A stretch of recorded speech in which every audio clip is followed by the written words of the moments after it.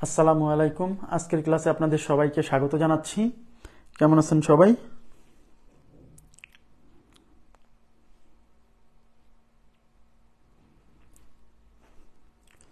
ওয়ালাইকুম আসসালাম। জি আলহামদুলিল্লাহ ভালো আছি। আপনারা কেমন আছেন? ওয়ালাইকুম আসসালাম।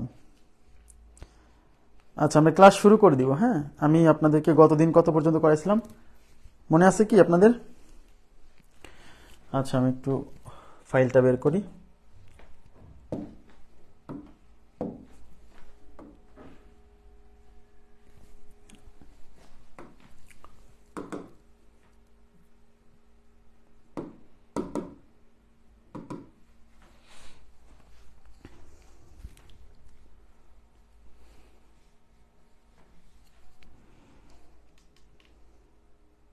হ্যাঁ, ওয়ালাইকুম আসসালাম। জি আলহামদুলিল্লাহ ভালো আছি। আমি আশা করছি আপনারাও সবাই ভালো আছেন। আমি কতদূর পর্যন্ত করাইছিলাম? আমার যতদূর মনে আছে ওইদিকে আমাদের 81 নাম্বার অঙ্ক থেকে বাকি ছিল। হ্যাঁ, 81 নাম্বার কোশ্চেন থেকে বাকি ছিল, মেবি 81 না? হ্যাঁ, এই কোশ্চেন থেকে আমাদের বাকি ছিল। হ্যাঁ, দেখেন 81 পর্যন্ত সলভ করছিলাম, তাই কি না? আচ্ছা, 81 সলভ করছিলাম, 82 থেকে আমাদের কোশ্চেন বাকি ছিল, তাই না? ওকে, আচ্ছা তাহলে 82 থেকে সলভ করা শুরু করব। এখানে কি বলছে দেখেন, বাবুর বেতন তপুর বেতনের চেয়ে 20% কম। তাহলে এখানে পার্সন দুইজন, একজন হচ্ছে বাবু আর একজন হচ্ছে তপু। Okay fine. আর একটা যে বলছে 20% কম। Okay fine. এবার বলছে লাবুর বেতন তপুর বেতনের চেয়ে 36% কম। তাহলে অঙ্কে চাইছে লাবুর বেতন বাবুর বেতনের চেয়ে শতকরা কত কম। আচ্ছা, তাহলে আমি আগে বলেন, এখানে পার্সন তিনজন, একটা হচ্ছে বাবু, বাবু তপু আর হচ্ছে লাবু। বাবুকে আমরা বি দ্বারা প্রকাশ করলাম, তপুকে আমরা টি দ্বারা প্রকাশ করলাম, আর লাবুকে আমরা এল দ্বারা প্রকাশ করলাম। ঠিক আছে? আচ্ছা, এখন কি বলছে, বাবুর বেতন তপুর বেতনের চেয়ে 20% কম। তাহলে এখানে কার বেতনের বর্ণনা দেওয়া? বাবুর বেতনের বর্ণনা দেওয়া তপুর বেতনের সাপেক্ষে, কারণ বাবুর বেতন তপুর বেতনের চেয়ে 20% কম। তার মানে এখানে বাবুর বেতনের বর্ণনা তপুর বেতনের সাপেক্ষে। আমি কি বলছিলাম, যার বেতনের সাপেক্ষে মানে যার সাপেক্ষে বর্ণনাটা দেওয়া থাকবে তারটা সবসময় 100 শতকরায়। শতকরায় যদি একটার সাপেক্ষে আর একটার বর্ণনা দেওয়া থাকে, তাহলে যার সাপেক্ষে বর্ণনা দেওয়া থাকবে তারটা সবসময় 100। খুব গুরুত্বপূর্ণ কথা, নাহলে কিন্তু ভুল হয়ে যাবে। তাহলে এখানে কি বলছে, বাবুর বেতন তপুর বেতনের চেয়ে 20% কম। তার মানে এখানে বর্ণনা বাবুর বেতনের কার সাপেক্ষে? তপুর বেতনের সাপেক্ষে। তাহলে আমরা তপুর বেতনকে 100 ধরবো। তাহলে ধরি তপু ইজ ইকুয়াল টু 100। তপুর বেতন 100 টাকা। এখন বাবুর বেতন কেমন? এই তপুর বেতনের চেয়ে 20% কম।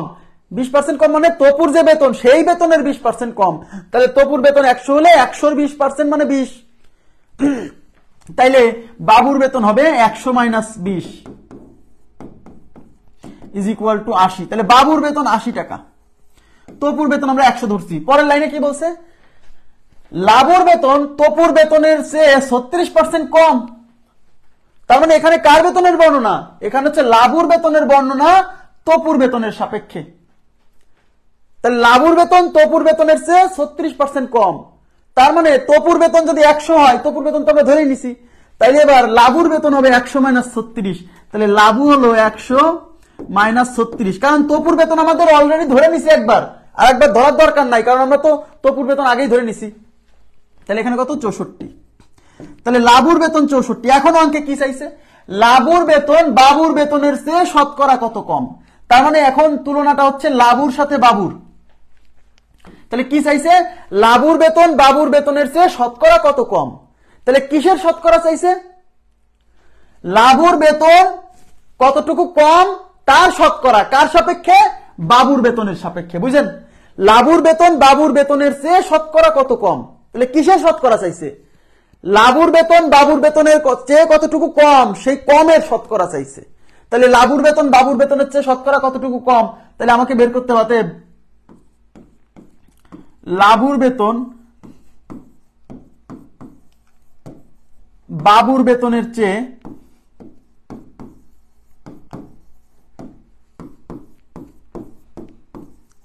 কম ইজ ইকুয়াল টু কতটুক, লাবুর বেতন বাবুর বেতনের চেয়ে কম কতটুক, বাবুর বেতন যে 80, লাবুর বেতন যে 64, তাহলে 80 থেকে 64 বাদ দেন, তার মানে 16। তার মানে লাবুর বেতন বাবুর বেতনের চেয়ে 16 টাকা কম, কিন্তু অঙ্কে কতটুকু কম সেটা চাইনি, চাইছে লাবুর বেতন বাবুর বেতনের চেয়ে শতকরা কত কম। তাহলে কিসের শতকরা চাইছে? লাবুর বেতন বাবুর বেতনের চেয়ে কতটুকু কম, সেই কমের শতকরা চাইছে। তাহলে যার শতকরা চাই সেটা উপরে যায়, মনে করে রাখেন, যার শতকরা চাই সেটা উপরে। তাহলে এখানে কিসের শতকরা চাইছে? লাবুর বেতন বাবুর বেতনের চেয়ে কতটুকু কম, সেই কমের শতকরা, অর্থাৎ এই কমটা যাবে উপরে। আর বলেন এইটা বের করতে বলছে কার সাপেক্ষে? লাবুর বেতন বাবুর বেতনের চেয়ে শতকরা কতটুকু কম। তার মানে এই জিনিসটা কতটুকু কম, মানে লাবুর বেতন কতটুকু কম কার সাপেক্ষে? বাবুর সাপেক্ষে। তাহলে যার সাপেক্ষে বের করতে হয় সেটা নিচে, তার মানে এবার বাবুর বেতনটা যাবে নিচে। বাবুর বেতন হচ্ছে 80, তাহলে 80 যাবে নিচে। শতকরার জন্য 100 দিয়ে গুণ, এই শূন্য দিয়ে এই শূন্য ক্যান্সেল, 4 দিয়ে কাটা যায়, 4 দুগুণী 8, 4 4 16, এটা দিয়ে এটা কাটলে হচ্ছে 5, 4 5 20%, তার মানে উত্তর হচ্ছে 20%। উত্তর হচ্ছে 20%। ক্লিয়ার বিষয়টা? উত্তর 20%।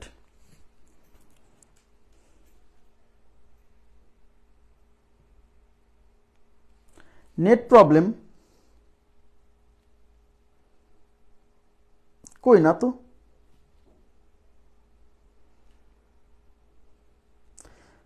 কই নেট প্রবলেম কি আসলেই নেট প্রবলেম?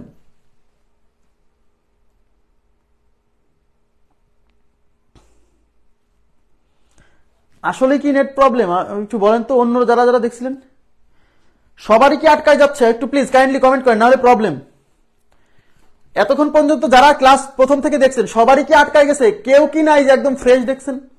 যদি একজনও ফ্রেশ দেখে সম্পূর্ণ, তার মানে ঠিক আছে, আর না হলে আমি আবার কেটে দিয়ে লাইভে যাব, কারণ এই অঙ্ক তো গুরুত্বপূর্ণ অঙ্ক।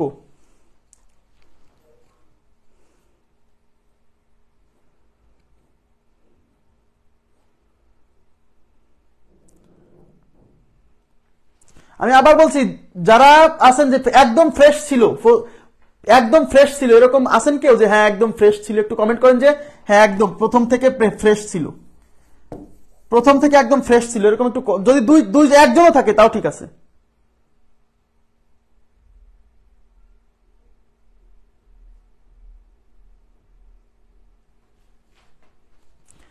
ভিডিও আটকে যাচ্ছে বারবার।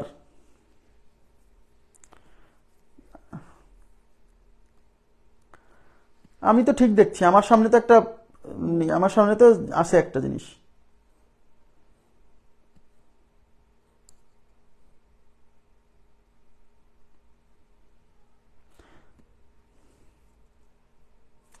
অনেক নেট প্রবলেম যদি আপনার ওইখানে থাকে, এর সমাধানটা আমি কিভাবে দিব? আমার কথাটা বোঝেন তো।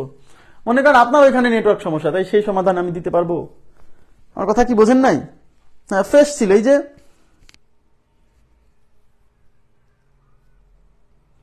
এই যে একজন ফ্রেশ ছিল বলছে, মানে আসলে ফ্রেশ ছিল। সবারই সমস্যা হতে পারে, আমার এখানে সমস্যা আমি দেখছি না, আমার সামনে একটা স্ক্রিন আছে। হ্যাঁ আচ্ছা, এখন দেখেন, সবাই একটু মনোযোগ দেন। তাহলে কি বলছে? অঙ্কটা কি বুঝছেন? অঙ্কটা কি বুঝছেন? অঙ্কটা কি বুঝছেন? অঙ্কে চাইছে লাবুর বেতন বাবুর বেতনের চেয়ে শতকরা কত কম। তাহলে কিসের শতকরা চাইছে? লাবুর বেতন বাবুর বেতনের চেয়ে কতটুকু কম তার শতকরা। তাহলে যার শতকরা চাইবে সেটা উপরে। তাহলে অঙ্কে চাইছে লাবুর বেতন কতটুকু কম, সেই কমের শতকরা কতটুকু কম, 16। আর এই কমটা কার সাপেক্ষে চাইছে? লাবুর বেতন বাবুর বেতনের সাপেক্ষে চাইছে, তাই বাবুর বেতন নিচে, বাবুর বেতন হচ্ছে 80। শতকরার জন্য 100 দিয়ে গুণ, এই শূন্য শূন্য ক্যান্সেল, 4 দুগুণী 8, 4 4 16, 5 দুগুণী 10, 4 5 20%, 20%, 20%। ঠিক আছে?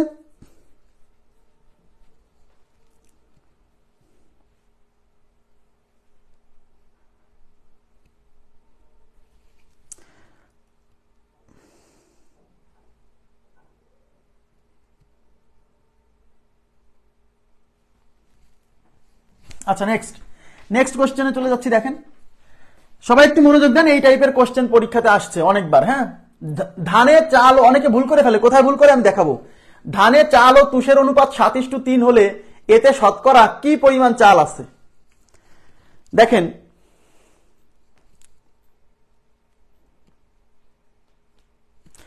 আচ্ছা,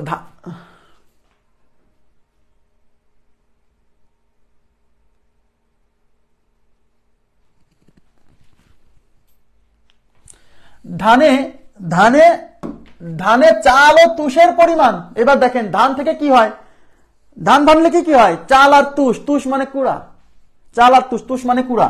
তার মানে একটু তাকাবেন প্লিজ, তাহলে 7:3, এই 7:3 কি বলেন তো, চাল ইস্টু তুষ। চালকে আমি চ দ্বারা প্রকাশ করলাম, তুষকে আমি ত দ্বারা প্রকাশ করলাম। হ্যাঁ, এই যে 4 তুষ ইজ ইকুয়াল টু হচ্ছে 7:3। তার মানে কি, এদিকে তাকান, তাহলে আমাকে বলেন তো, তাহলে ধান ছিল কতটুক, কেউ বলতে পারবেন ধান ছিল কতটুক, ধান ছিল কতটুক?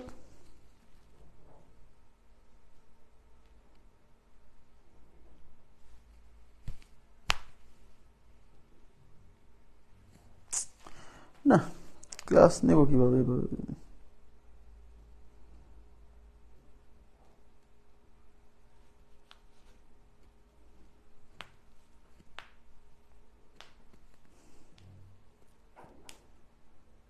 আমি কি লাইভটা কেটে দিয়ে আবার আসবো?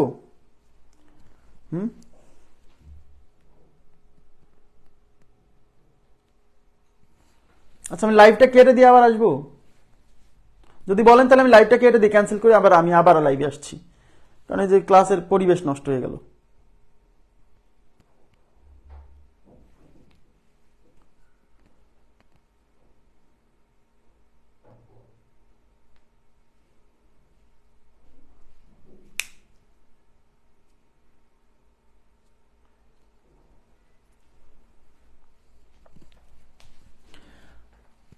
দেখেন দেখেন ধান থেকে কি হয়, ধান থেকে, আচ্ছা ঠিক আছে, ধান থেকে দুইটা জিনিস হয়। ধান থেকে মানে ধান ইজ ইকুয়াল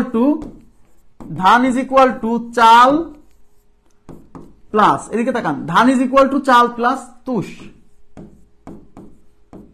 ধান ইজ ইকুয়াল টু কত, চাল প্লাস তুষ। কথা কি বুঝছেন?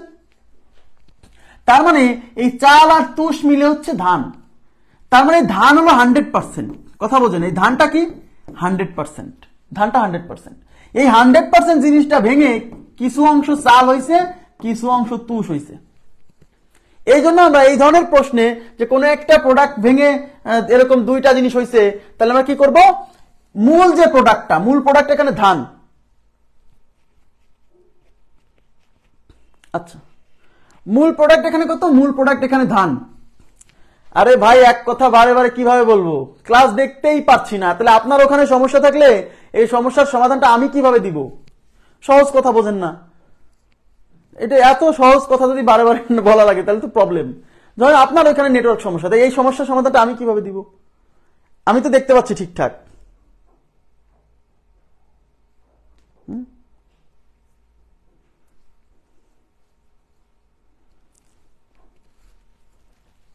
আমি আপনার ওখানে সমস্যাটা আমি কিভাবে সমাধান দিব, এটা বোঝেন না। আচ্ছা তাহলে একটু তাকান, যেহেতু আমাদের বলছে এতে শতকরা কি পরিমাণ চাল আছে, তার মানে চাল কতটুকু সেটা চাইছে, তাহলে আপনি কি করবেন জানেন, মূল যে প্রোডাক্টটা, মানে যে প্রোডাক্টটাকে আমরা ভেঙে এই দুইটা প্রোডাক্ট পাইছি, এই মূল প্রোডাক্টটাকে আমরা 100% ধরে অঙ্ক সমাধান করব।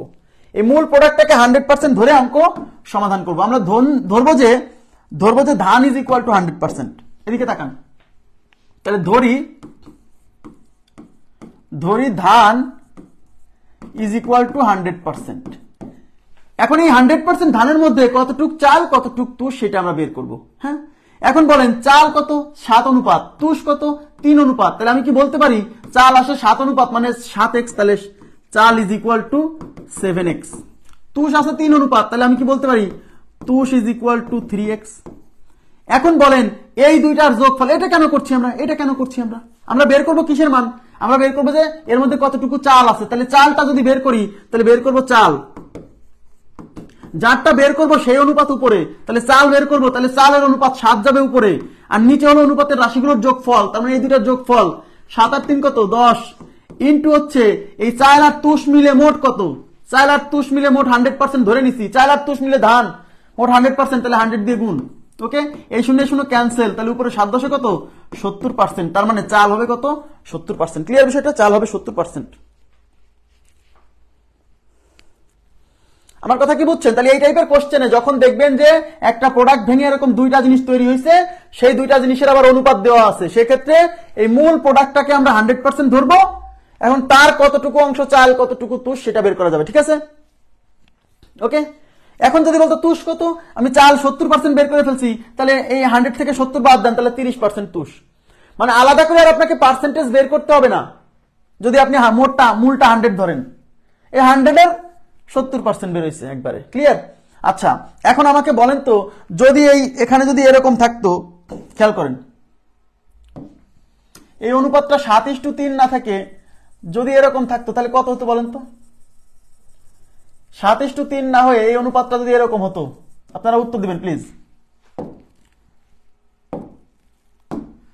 এই অনুপাতটা যদি 10:4 হতো, এই যে ধানে চাল ও তুষের অনুপাত 10:4 হলে এতে শতকরা কি পরিমাণ চাল আছে, কত হতো উত্তর বলেন তো? কত হতো বলবেন, হাতে ক্যালকুলেশন করবেন।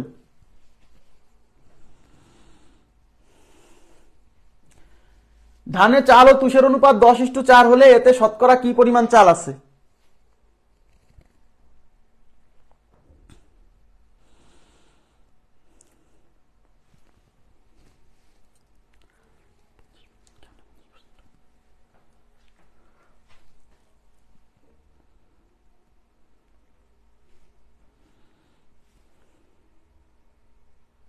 এত সময় লাগবে কেন?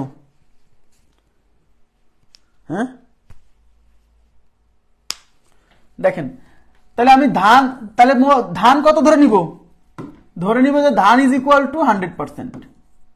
100% ধান আছে আপনার কাছে। এই 100% ধানে চাল মানে চ আর তুষ মানে হচ্ছে ত। এই চাল ও তুষের অনুপাত হচ্ছে 10:4। তাহলে এর মধ্যে চাল আছে শতকরা কত? তাহলে চাল ইজ ইকুয়াল টু, কিভাবে পাবেন? যে জিনিসটা বের করতে হয় সেই অনুপাত উপরে, তাহলে চাল বের করতেছি, তাহলে চালের অনুপাত 10 যাবে উপরে, আর নিচে অনুপাতের রাশিগুলোর যোগফল 10 আর 4 যোগ করলে 14 ইন্টু এই চাল আর ধান মিলে, এই চাল আর তুষ মিলে মোট কত? মোট হলো 100%, তাই না? এই দুইটা মিলে মোট কত? এই যে ধান, এই দুইটা মিলেই তো ধান, এই দুইটা মিলে মোট হচ্ছে 100। এবার দেখেন 2 দিয়ে কাটা যায়, 7 দুগুণী 14, 5 দুগুণী 10, তাহলে উপর হচ্ছে 500 ডিভাইডেড বাই 7%, তাহলে উত্তর হচ্ছে 500/7%। এখন এই 500/7% কে আপনি একটু ভাগ করতে পারেন, 500 কে 7 দিয়ে ভাগ করেন, তাহলে 7 7 49 থাকলো হচ্ছে 1, শূন্য নিয়ে আসলাম, 7 8 7 থাকলো 3, তার মানে এখন দশমিক দিতে পারেন, দশমিক দিলেন একটা শূন্য, বুঝতেই পারছেন যে 4 7 28, 4 7 28। আচ্ছা, আর দরকার নাই, 71.4%, এরকম 71.4%। আচ্ছা, এরপরে আর না নিলেও হবে, 71.4%।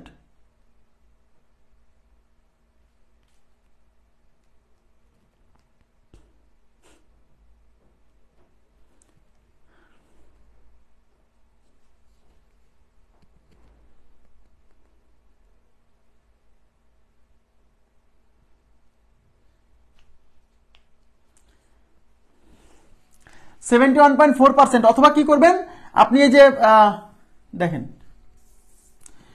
এই 500 কে আমরা 7 দিয়ে ভাগ করব, তাহলে 7 7 49 থাকলো 1, এই শূন্য নিয়ে আসলাম, 7 8 7 থাকলো 3, অথবা আপনি লিখবেন 71.3/7%, 71.3/7%, এভাবে রাখলেও হবে।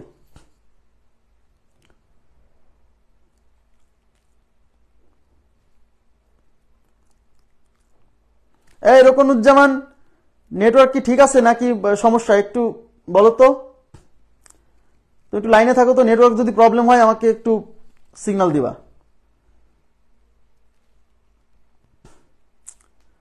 না,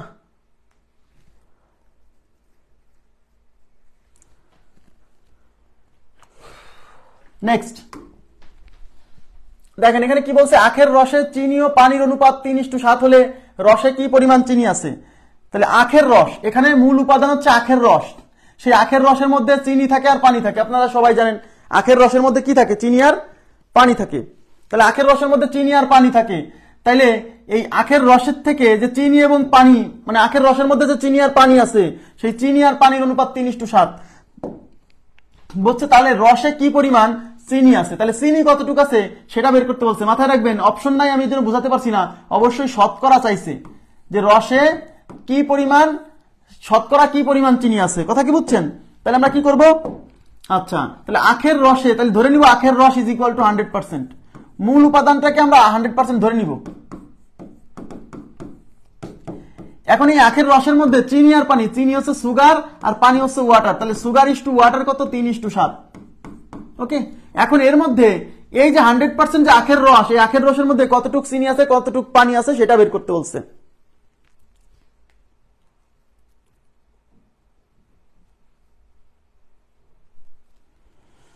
আচ্ছা তাহলে আমরা কি করব, তাহলে এখন কি চাইছে, চিনি, তার মানে সুগার, তাহলে যেটা বের করতে বলছে সুগার বের করতে বলছে, সুগার, তাহলে সুগার উপরে যাবে, সুগার কত 3, তাহলে 3 যাবে উপরে, আর নিচে হলো অনুপাতের রাশিগুলোর যোগফল, এই 3 আর 7 যোগ করলে 10 ইন্টু মোট পরিমাণ। এই সুগার আর ওয়াটার মানেই হচ্ছে আখের রস, আর আখের রস মানে মোট পরিমাণ হচ্ছে 100%, তাহলে 100 দিয়ে গুণ, এই শূন্য দিয়ে শূন্য ক্যান্সেল, 3 10 কত, 3 10 30%, তাহলে চিনির পরিমাণ হচ্ছে 30%। ওকে, এবার আমরা চলে যাচ্ছি পরবর্তী প্রশ্নে। 1 গ্লাস গুড়ের শরবতে গুড় ও পানির অনুপাত 4:6 হলে শরবতে গুড়ের শতকরা পরিমাণ কত? দেখেন এখানে মূল উপাদান কি, এখানে মূল উপাদান হচ্ছে 1 গ্লাস গুড়ের শরবত, আর এই গুড়ের শরবতের মধ্যে গুড় আছে আর পানি আছে, তাহলে ইনগ্রেডিয়েন্ট দুইটা হচ্ছে গুড় আর পানি, অনুপাত কত 4:6। শরবতে গুড়ের শতকরা পরিমাণ চাইছে, মানে গুড় শতকরা কত পার্সেন্ট, তাইলে আমরা, তাহলে এখানে মূল উপাদান হচ্ছে গুড়ের শরবত, তাহলে আমরা ধরে নিব যে শরবত ইজ ইকুয়াল টু 100%, শরবত ইজ ইকুয়াল টু কত 100%। এই 100% শরবতের মধ্যে গুড় আর হচ্ছে পানি, গুড় মানে মোলাসাস এম আর পানি হচ্ছে ওয়াটার, মোলাসাস মানে গুড়, হ্যাঁ, ইজ ইকুয়াল টু হচ্ছে 4:6। এখন আমাদের চাইছে শরবতে গুড়ের শতকরা পরিমাণ, মানে মোলাসাস কতটুকু আছে, তাহলে মোলাসাস ইজ ইকুয়াল টু যেটা বের করব সেই অনুপাত উপরে, মোলাসাস বের করব, তাহলে মোলাসাসের অনুপাত উপরে, নিচে অনুপাতের রাশিগুলোর যোগফল, 4 আর 6 যোগ করলে 10 ইন্টু মোট পরিমাণ, মানে এই মোলাসাস মানে গুড় আর পানি মিলে মোট পরিমাণ কত 100%। আরে শরবত মানেই গুড় আর পানি, কথা কি বুঝছেন? এই শূন্য ক্যান্সেল, তাহলে উত্তর হচ্ছে 4 আর 10 গুণ করলে 4 10 40%, ক্লিয়ার, 40%।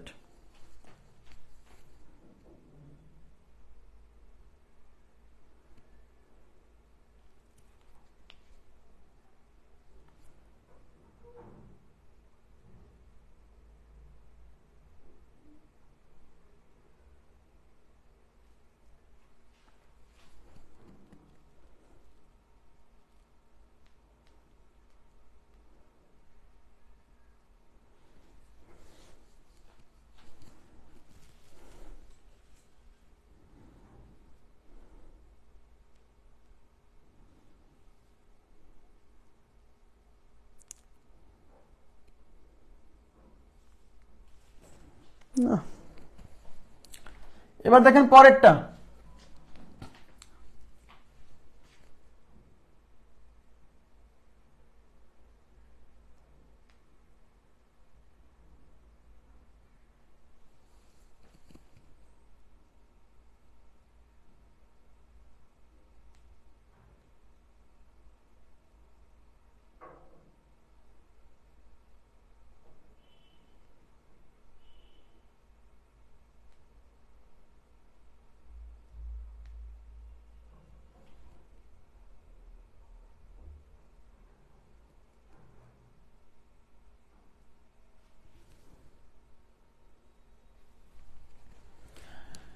আচ্ছা দেখেন যদি 15টি পোশাকের মধ্যে শতকরা 40% 60 হয়, দেখেন মোট পোশাক 15টাই, 15টা পোশাকের মধ্যে শতকরা 40% 60, শতকরা 40%, শতকরা 40% মানে 40%, এই 40% হচ্ছে 60 বলছে, তবে 15টি পোশাকের মধ্যে কতটি 60 নয়।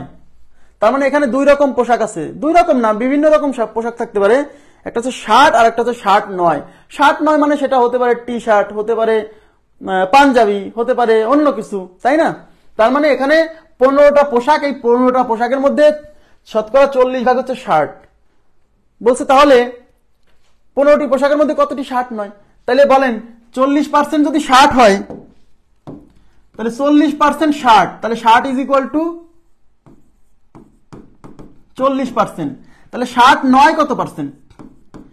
60 নয় is equal two 100 minus 40 is equal two 60%, তাহলে 60 নয় 60%, তাহলে মোট, তাহলে বলছে 15টি পোশাকের মধ্যে কতটি শার্ট নয়, তাহলে 15টার মধ্যে কত পার্সেন্ট শার্ট নয়, 60% শার্ট নয়, তার মানে 15 60%, ঠিক আছে। তাহলে অতএব শার্ট নয় ইজ ইকুয়াল টু মোট পোশাক 15 এর কত পার্সেন্ট, 60%, তাহলে 15 এর মানে গুণ 60% মানে 60/100। এখন দেখেন এটা শূন্য ক্যান্সেল, 5 দিয়ে কাটা যায়, 2 দিয়ে কাটেন, 2 দিয়ে কাটলে 5 দুগুণী 10, সরি 2 দিয়ে কাটলে 5 দুগুণী 10, 3 দুগুণী 6, এই 5 দিয়ে 3 5 15, 3 5 3 3 9, তাহলে 9টি পোশাক হচ্ছে শার্ট নয়, 9টি পোশাক শার্ট নয়, ঠিক আছে। 9টি পোশাক কি শার্ট নয়, ক্লিয়ার হয়েছে, 9টা পোশাক শার্ট নয়। আচ্ছা, অথবা আপনি এইভাবে করতে পারেন, শার্ট কতটা, 40% না, তাহলে এই 15 40% বের করেন, তাহলে 15 এর 40%, তাহলে 15 এর 40% মানে 15 ইন্টু 40/100, ঠিক আছে। 2 দুগুণী 4, 5 দুগুণী 10, 2 দিয়ে কাটলাম, 3 5 15, 3 দুগুণী 6, তো এই 6টা কি, এই 6টা হলো শার্ট, তার মানে এই 15টা পোশাকের মধ্যে 6টা শার্ট, তাহলে শার্ট নয় কয়টা, এই 15 থেকে 6টা বাদ দেন, তার মানে শার্ট নয় হচ্ছে 15 - 6 ইজ ইকুয়াল টু 9টি, এভাবেও করতে পারেন, ঠিক আছে। তার মানে শার্টের সংখ্যা বের করে বিয়োগ করে দেন।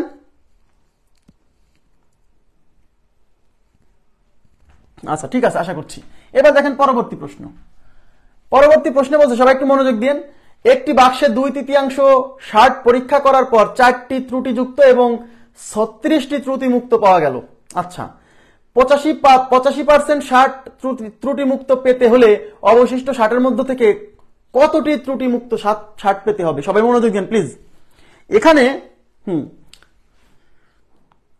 আচ্ছা, এখানে কি বলছে, একটি বাক্সে 2/3 শার্ট পরীক্ষা করার পর, তার মানে একটা বাক্সের মধ্যে কিছু শার্ট আছে, শার্ট সবই শার্ট, হ্যাঁ, সেই শার্টের মধ্যে থেকে বাক্সের সম্পূর্ণ শার্ট পরীক্ষা করেনি, চেক করেনি, বাক্সের মধ্যে যতগুলো শার্ট আছে সেই শার্টগুলোর 2/3 চেক করে দেখছে যে ওই 2/3 মধ্যে 4টি শার্ট ত্রুটিযুক্ত, মানে ডিফেক্ট পাওয়া গেছে 4টা, এবং 36টি ত্রুটি মুক্ত। তাহলে আমাকে বলেন, তার মানে 2/3 চেক করে, যে 2/3 চেক করে 4টা পাইছে ত্রুটিযুক্ত আর 36টা পাইছে ত্রুটি মুক্ত, তাহলে কি আমি বলতে পারি না এই ত্রুটি মুক্ত 36টা আর ত্রুটিযুক্ত 4টা মোট কয়টা, মোট 40টি, এই 40টি শার্ট হলো সেই 2/3 শার্ট, কারণ আমাকে বলছে যে 2/3 শার্ট পরীক্ষা করার পর, তার মানে আমি যে 2/3 শার্ট পরীক্ষা করছি, চেক করছি, তার মধ্যে 4টা পাইছি ত্রুটি মুক্ত আর 4টা পাইছি ত্রুটিযুক্ত, 36টা পাইছি ত্রুটি মুক্ত, তাহলে 36টা ত্রুটি মুক্ত আর 4টা ত্রুটিযুক্ত, তাহলে এই 40টাই হলো ওই সেই 2/3 শার্ট। কেন? কারণ আমি কেবল 2/3 শার্ট চেক করছি, তার মানে সরাসরি বলা নাই যে 2/3 শার্ট ইজ ইকুয়াল টু 40টা, আপনাকে বুঝে নিতে হবে যে 2/3 শার্ট চেক করার পর 4টা ত্রুটিযুক্ত আর 36টা ত্রুটি মুক্ত পাইছে, এর মানে কি, এর মানে হলো ওই 2/3 শার্টই হলো এই 36টা 4টা 40টা, তাহলে ওখানে মোট কত শার্ট আছে আমরা পাবো না, তাহলে কি আমরা বলতে পারি, এদিকে তাকান, এদিকে তাকান, 2/3 2/3 মানে 2/3, তাহলে 2/3 ইজ ইকুয়াল টু 40টি, এই 40টি কিভাবে আসছে, ত্রুটি মুক্ত 60টি, 36টি আর ত্রুটিযুক্ত হচ্ছে 4টি, এই হলো 40টা, তাহলে 2/3, তাহলে সম্পূর্ণ ওই বাক্সের মধ্যে মোট কতগুলো শার্ট আছে, সম্পূর্ণ অংশকে 1 অংশ বলা হয়, জানেন সম্পূর্ণ অংশকে কত বলা হয়, 1 অংশ, তাহলে 2/3 ইজ ইকুয়াল টু 40টি, তাহলে অতএব 1 অংশ ইজ ইকুয়াল টু 40, এই পুরোটা ওই পাশে যে ভাগ হবে 2/3, তাহলে 40, এই 3 চলে যাবে উপরে, 2 থাকবে নিচে, 20 দুগুণী 40, 3 20 কত 60, তার মানে 2/3 যদি 40টা হয়, তাহলে 1 অংশ মানে সম্পূর্ণ বাক্সের মধ্যে 1 অংশ মানে 60টি শার্ট আছে। আপনি এইটুক বুঝছেন কিনা আমাকে বলেন প্লিজ, কাইন্ডলি এইটুক বলবেন যে এখানে সম্পূর্ণ বাক্সের মধ্যে, মানে বাক্সের মধ্যে যে মোট 60টি শার্ট আছে এটা বুঝছেন কিনা, এইটুক বুঝছেন কিনা প্লিজ কাইন্ডলি আমাকে রেসপন্স করে জানাবেন। এইটুক বুঝছেন যে ওই বাক্সের মধ্যে মোট কতগুলো শার্ট আছে, এই একটা বাক্স, এই বাক্সের মধ্যে যতগুলো শার্ট আছে তার মধ্যে থেকে 2/3 চেক করে দেখা গেছে যে সেই 2/3 শার্টের মধ্যে 36টা ত্রুটি মুক্ত, 4টা ত্রুটিযুক্ত, তাহলে 36টা আর 4টা এই 40টা মানেই হলো 2/3 শার্ট, কারণ এই 2/3 চেক করছি কেবল, তাহলে 2/3 যদি 40টা হয় তাহলে 1 অংশ মানে সম্পূর্ণটা, সম্পূর্ণ, তাহলে সম্পূর্ণ কতগুলো 60টি, তার মানে সম্পূর্ণ 60টি। এবার তাকাবেন প্লিজ, এইখানে হচ্ছে ট্রিক্স। বলছে 85% 60 ত্রুটি মুক্ত পেতে হলে, তাহলে বলেন 85%, মোট 85% 60 ত্রুটি মুক্ত পেতে হবে। এই যে 85% 60 ত্রুটি মুক্ত পেতে হলে অবশিষ্ট 60-এর মধ্য থেকে কতগুলো 60 ত্রুটি মুক্ত পেতে হবে, বুঝেন? তাহলে টোটাল কতগুলো 60 ত্রুটি মুক্ত পেতে হবে? 85%। মানে যতগুলো 60 আছে সেই সবগুলো 60-এর 85% আমাকে ত্রুটি মুক্ত পেতে হবে। তাহলে সবগুলো 60 আমার কত? 60টা। তাহলে ত্রুটি মুক্ত, মোট ত্রুটি মুক্ত 60 কত হবে? মোট ত্রুটি মুক্ত, মোট ত্রুটি মুক্ত 60 ইজ ইকুয়াল টু টোটাল 60টা, এই 60-এর কত? এই 60-এর 85%। তাহলে 60 ইন্টু 85 ডিভাইডেড বাই 100। 5 দিয়ে কাটা যায়, 5 17 85, 5 20 60, 3 20 সরি 5 20 100, 3 20 60। দেখেন 5 দিয়ে 85 17 বার, 5 দিয়ে 120 বার, 20 দিয়ে 60 3 বার, 3 17 51। এদিকে তাকান প্লিজ, মোট 51টা 60 হচ্ছে আমার ত্রুটি মুক্ত পেতে হবে মোট। এটা উত্তর না? তার মধ্যে 40টা 60 আমি প্রথমে চেক করছিলাম। দেখেন 40টা 60 আমি প্রথমে চেক করছিলাম, সেই 40টা 60-এর মধ্যে থেকে কিন্তু আমাদের 36টা কিন্তু ত্রুটি মুক্ত আমি অলরেডি পেয়ে গেছিলাম, তাই না? তাহলে টোটাল অঙ্কে বলছে যে 85, তার মানে প্রথমে যে 2/3 চেক করছে সেখানে আমি অলরেডি 36টা ত্রুটি মুক্ত পেয়ে গেছি। এখন আমাকে বলছে 85% 60 ত্রুটি মুক্ত পেতে হলে অবশিষ্ট মানে এই যে 40টা চেক করে ফেলছি, এই 40টার বাইরে কয়টা? 20টা, কারণ টোটাল 60 যে 60টা অবশিষ্ট, তার মানে টোটাল আমার 51টা ত্রুটি মুক্ত হতে হবে। সোজা কথা, টোটাল 85% 60 ত্রুটি মুক্ত মানে 51টা 60 ত্রুটি মুক্ত হতে হবে। তার মধ্যে আমি অলরেডি 2/3 চেক করে 36টা ত্রুটি মুক্ত পেয়ে গেছি। তাহলে 51টা হতে আর কয়টা লাগবে? এই 51 থেকে 36 বাদ দেন। তাহলে অতএব অবশিষ্ট 60 থেকে ত্রুটি মুক্ত 60 পেতে হবে 51 - 36। 51 - 36, তাহলে এটা হচ্ছে 5 15টা, তাহলে উত্তর হচ্ছে 15টা। তার মানে অবশিষ্ট 60 থেকে 15টা 60 ত্রুটি মুক্ত পেতে হবে। বুঝছেন কিনা বলেন তো? জি জি। তার মানে আমি আগে টোটাল, মানে ওখানে মোট কতগুলো 60 আছে সেটা বের করতে হবে। কেন? কারণ অঙ্কে বলছে যে মোট 60-এর 85% ত্রুটি মুক্ত পেতে হবে। তাহলে মোট 60-এর 85% ত্রুটি মুক্ত পেতে হবে। তাহলে মোট 60 কতগুলো আছে সেটা না জানলে কি করে বের করবো যে তার 85% কত? তাই আমরা আগে মোট 60 বের করতেছি। তাহলে 2/3 60 মানে 36 আর 4 40টা, তাহলে এক অংশ মানে মোট হচ্ছে 60টা। এই 60টা মোট 60, এই 60টা 60-এর 85% হবে ত্রুটি মুক্ত। তাহলে 60-এর 85% হচ্ছে 51। তার মানে মোট 51টা 60 ত্রুটি মুক্ত হবে। তার মধ্যে অলরেডি আমি প্রথমে 2/3 চেক করে 36টা ত্রুটি মুক্ত পাইছি। তাহলে আর কয়টা লাগে 51টা হতে? 51 থেকে 36 বাদ দেন, 15টা। ক্লিয়ার না হলে বলেন, কিন্তু ক্লিয়ার না হলে বলেন। এরপরে যাচ্ছে আর একটা খুব গুরুত্বপূর্ণ এই টাইপের কোশ্চেন গুলা। আচ্ছা, এখন আমরা চলে আসছি পাস ফেলের কোশ্চেনে। হ্যাঁ, এই যে এগুলো আছে সেটের সাথে রিলেটেড। সেট যখন পড়াবো সেখানে ইনক্লুশন এক্সক্লুশন প্রিন্সিপাল নামে একটা মেথড আছে, ওই মেথড দিয়ে এগুলো অঙ্ক আরো সহজে করা যায়, কিন্তু আমরা আজকে করব ভেনচিত্রের মাধ্যমে। আগের অঙ্কটা কি বুঝছেন আপনারা? বিষয়টা ক্লিয়ার হয়েছে? ওটা কিন্তু ইম্পর্টেন্ট কোশ্চেন, ওই টাইপটা ইম্পর্টেন্ট। আচ্ছা, নেক্সট দেখেন, এখন এটা হচ্ছে আমরা ভেনচিত্রের মাধ্যমে করব। ভেনচিত্র দেখেন, একটু তাকাবেন সবাই প্লিজ। আগে মেথডটা বোঝেন, এইগুলো অঙ্ক সহজ, একদমই সহজ, একদমই সহজ, কিন্তু আগে মেথডটা বোঝেন। কারণ অনেকে দেখা যায় যে ভেনচিত্রের ব্যাপারটা বোঝে না। আজকের মতো আজকে একদম ক্লিয়ার হয়ে যাবে। আপনি প্রিলিমিনারি পরীক্ষায় 2 সেট ছাড়া আসে না, আবার বলছি 2 সেট ছাড়া আসে না। 2টা সাবজেক্ট মানে 2 সেট, 2 সার্কেল। আমার কথা কি বুঝছেন? বাংলা ইংরেজি, ওকে, বা ইংরেজি ভূগোল, অঙ্ক ইংরেজি, অঙ্ক বাংলা, 2 সাবজেক্ট।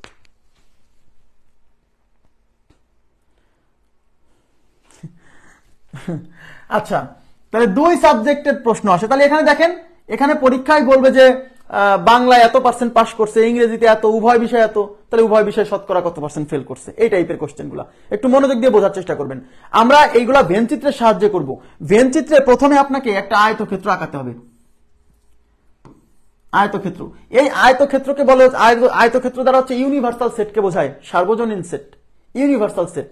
আপাতত সেটের কনসেপ্ট আমরা না যাই, এই আয়তক্ষেত্র হচ্ছে সেই জায়গা যে জায়গার মধ্যে সকল ছাত্রছাত্রী আছে, সকল ছাত্রছাত্রী পাস হোক ফেল হোক, উভয় বিষয়ে পাস হোক, একখানে পাস হোক দুইখানে পাস হোক, যাই হোক, হোয়াট এভার ইট মেবি, এর মধ্যে সকল ছাত্রছাত্রী থাকবে।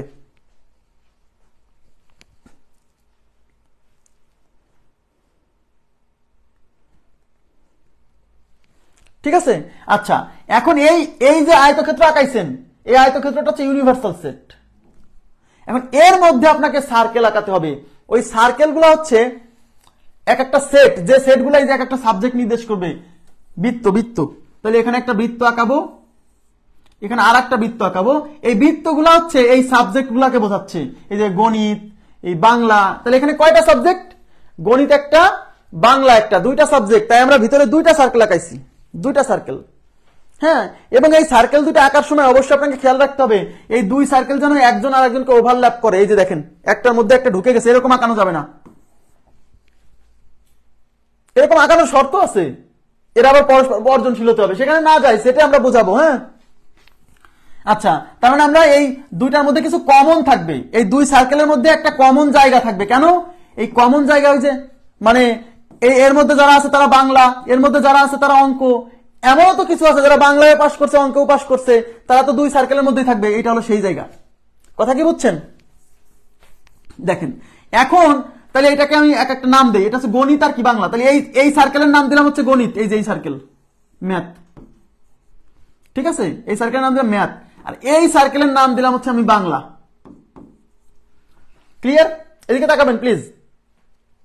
এখন আমাকে বলেন, একটু তাকায়েন, বিষয়টা হলো সর্বপ্রথমে আমরা কি পূরণ করব। অনেকে বোঝে না যে সর্বপ্রথমে আমরা এখানে কয়টা এরিয়া, কয়টা জায়গা, এখানে কয়টা জায়গা, এখানে মোট কয়টা মানে কয়টা জায়গা দেখতে পাচ্ছেন বলেন তো?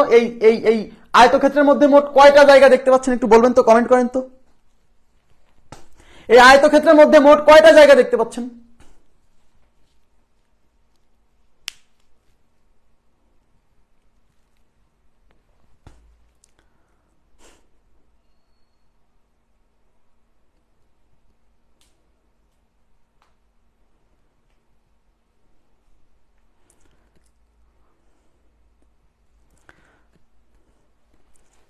আয়তক্ষেত্রের মধ্যে মোট কয়টা জায়গা?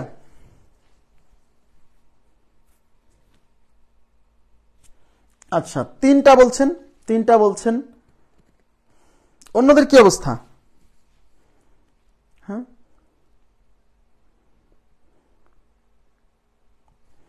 এই আয়তক্ষেত্রের মধ্যে মোট 4টি জায়গা, মোট 4টি অঞ্চল। একটা হলো এই যে দেখেন, এদিকে তাকান, আমি নাম দিচ্ছি, এই যে এই এলাকা, এই এলাকা, এই যে এইটুক, এটা 1 নাম্বার এলাকা, এটা 2 নাম্বার, এইটুক 3 নাম্বার। কেন? এই সার্কেলের বাইরে যে এই এলাকা নাই, এই এলাকা নাই, এই যে এই সার্কেলের বাইরে কিন্তু আয়তক্ষেত্রের ভেতরে, ওটা কি একটা এলাকা না? ওইটা এলাকা না? ওইটাও তো একটা এলাকা। এই দুই সার্কেলের বাইরে যে এই যে এলাকা, ওইটাও তো একটা এলাকা। তাহলে এখানে এলাকা হলো 1টা 2টা 3টা, আর এই যে এই বাইরের যে এলাকা, মানে আয়তক্ষেত্রের ভিতরে বা সার্কেলের বাইরে 4টা এলাকা আছে। ঠিক আছে? আচ্ছা, এখন প্রশ্ন হলো, একটু তাকাবেন প্লিজ। এখন প্রশ্ন হলো যে আমরা প্রথমে আয়তক্ষেত্র আঁকাবো, তারপর আয়তক্ষেত্রের মধ্যে 2টা সার্কেল দিব। একটা হলো গণিতের সেট, গণিত মানে ম্যাথমেটিক্স, মানে এর মধ্যে ম্যাথমেটিক্স বসবে, আর একটা হচ্ছে বাংলার সেট। সবাই তাকাবেন। এই এলাকা কারা জানেন? এই যে এটা, এই এলাকা হচ্ছে এর মধ্যে, এটা এই এলাকা কিন্তু দেখেন, এই এলাকা কিন্তু ম্যাথের মধ্যেও পড়ছে, এই এলাকা কিন্তু বাংলার মধ্যেও পড়ছে। তার মানে এই এলাকা হচ্ছে উভয়, এই এলাকা হচ্ছে উভয়। বুঝতে পারছেন কি? উভয়।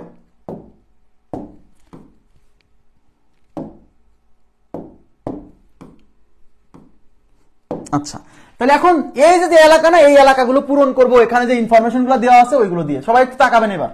সর্বপ্রথম পূরণ করতে হবে আপনার এই উভয়ের যে জায়গা, এই জায়গা সর্বপ্রথম, এই জায়গা পূরণ করতে হবে।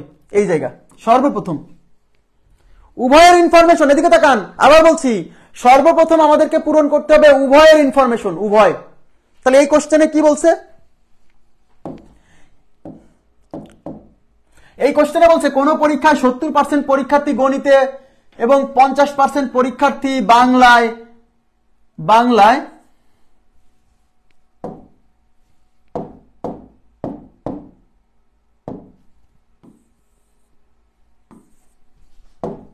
আচ্ছা, কোন পরীক্ষায় 70% পরীক্ষার্থী গণিতে এবং 50% পরীক্ষার্থী বাংলায় পাশ করলো।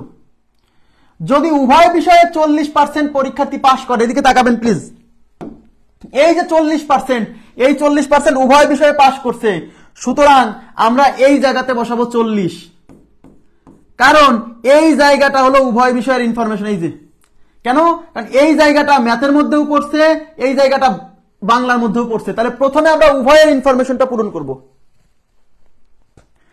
ঠিক আছে, প্রথমে আমরা কি করব, উভয়ের ইনফরমেশন পূরণ করব। এবার তাকান, উভয়ের ইনফরমেশন পূরণ করার পরে আবার অঙ্কের শুরুতে চলে যাবেন। উভয়ের ইনফরমেশন পূরণ করার পরে অঙ্কের শুরুতে চলে যাবেন। আপনি এই টাইপের কোশ্চেনে সর্বপ্রথম যাবেন যে উভয়ের ইনফরমেশন কোথায় আছে, ওইটা পূরণ করতে হবে আগে। এবার বলছে কোন পরীক্ষায় বাংলায় 70% পরীক্ষার্থী পাশ করছে। এদিকে তাকান, বাংলায় 70% পরীক্ষার্থী এই যে পাশ করছে, তাহলে বাংলায় কত পার্সেন্ট, এদিকে তাকাতে বলছি প্লিজ, এই জায়গাতেই সমস্যা হবে। বাংলায় কত পার্সেন্ট পাস, বাংলা মানে কি এই সার্কেল না, এই যে এই সার্কেল না, তাহলে বাংলায় 70% পাস, তার মানে এই সার্কেলের মধ্যে মোট 70% বসবে। তাকান এদিকে, বাংলায় মোট 70%, তার মানে এই বাংলার সার্কেলের মধ্যে মোট 70% বসবে। তার মধ্যে এই যে 40 বসাইছেন, এই 40 কি বাংলার মধ্যে না, বাংলার মধ্যে না? ইয়েস, তার মধ্যে বাংলার মধ্যে তো আপনি অলরেডি 40% বসাই দিছেন, আর এই বাংলার মধ্যে মোট হবে 70, তাহলে এখানে বসাতে হবে, আপনি বলেন মোট হবে, এই সার্কেলের মধ্যে মোট 70 থাকবে, তার মধ্যে এখানে 40 চলে আসছে, তাহলে আর কত হলে 70 হয়, আর লাগে 30, তাই এখানে 30% যাবে, তাই ওখানে 30%, কারণ বাংলার সার্কেলের মধ্যে মোট 70 হবে, 70% পাস, তার মধ্যে অলরেডি আমি এখানে 40 বসাই দিছি, এই 40 জন কি বাংলায় পাস না? ইয়েস, তাহলে বাংলায় যে মোট 70 হবে, তাহলে আমি যদি এখানে 70 দেই, তাহলে তো এই বাংলার সার্কেলের মধ্যে 70 আর 40 110 হয়ে যায়। কথা কি বুঝছেন? এই বাংলার সার্কেলের মধ্যে মোট 70 হবে, তার মধ্যে আমি 40 জনকে বসাই দিছি এখানে, এই 40 জন তো বাংলার মধ্যেই পড়ছে, তাহলে মোট যদি 70 হতে হয়, তাহলে 40 আমি পাই গেছি, আর লাগে কত, 30, এই 30 বসবে এখানে। ওই 30% কি জানেন, ওই 30% হচ্ছে শুধু বাংলায় পাস করছে। দেখেন এই এই এই অংশটা, এই যে এই যে এই অংশটা, এই অংশটা, এই অংশটা কিন্তু দেখেন ম্যাথের মধ্যে পড়ে নাই, শুধু বাংলা, এটা হচ্ছে শুধু বাংলা। এইবার তাকান, গণিতে 50% পাস, এই যে গণিতে 50% পাস, মানে এই ম্যাথের সার্কেলে মোট হবে 50, এই ম্যাথের সার্কেলে মোট হবে 50, তার মধ্যে আমি যে এই যে 40 বসাইছি এখানে, এরা কি ম্যাথের মধ্যে পড়ছে না? এই দেখেন, এরা কি ম্যাথের সার্কেলে পড়ছে না, পড়ে নাই? পড়ছে। ম্যাথের সার্কেলে মোট হবে 50, মোট 50, কথা কি বুঝছেন? এই ম্যাথের সার্কেলে কি হবে, মোট 50, তার মধ্যে অলরেডি 40 আমি ম্যাথের মধ্যে, এই 40 তো ম্যাথের মধ্যেই, তাহলে 40 বসাই দিছি, তাহলে এখানে মোট যদি 50 হতে হয়, তার মধ্যে 40 অলরেডি বসে গেছে, তাহলে 50 হতে আর কত লাগে, 10, এই 10 বসবে এখানে, এই যে এই দুটা মিলে হবে মোট 50, এই যে 40 আর 10 50। এখন কেউ যদি এখানে 50 বসায়, তাহলে এখানে 50 আর এখানে 40, তাহলে ম্যাথের মধ্যে হয়ে যাচ্ছে 90, কিন্তু অঙ্কে যে বলছে ম্যাথে হবে মোট 50। এইবার তাকান, এখন এই যে এখানে যারা আছে, এদিকে তাকান, এখানে যারা আছে এরা কারা, এখানে যারা আছে এরা কারা, এদিকে তাকান প্লিজ, এখানে যারা আছে এরা কারা বলতে পারবেন কেউ? এর মধ্যে এই যে এখানে এই সার্কেলের মধ্যে যারা পড়ছে এরা কারা? এদের একটা নাম আছে, এদের একটা নাম আছে, এরা কারা বলতে পারবেন? এরা কারা? গণিতের ভাষায় এটাকে কি বলে?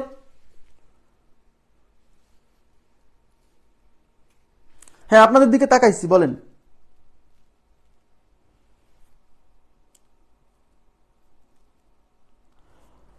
বাংলায় 50%, কোন পরীক্ষায় 70% পরীক্ষার্থী গণিতে। ও আচ্ছা, উল্টায় ফেলছি না,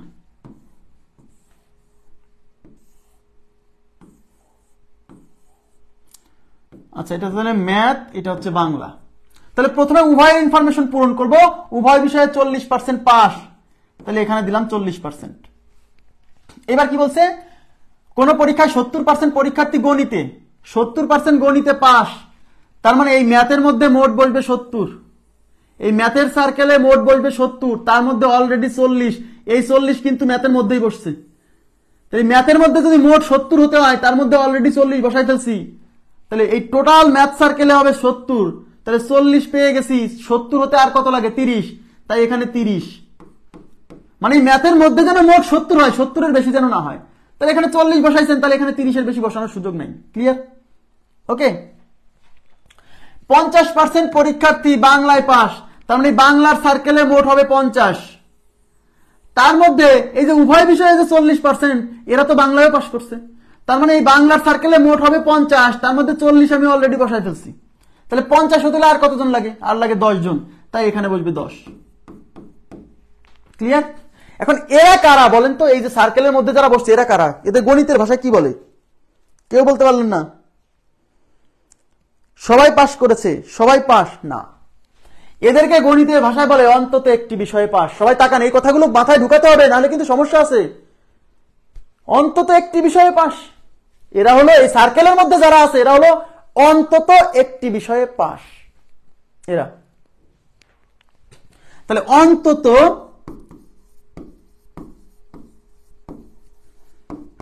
একটি বিষয়ে পাস,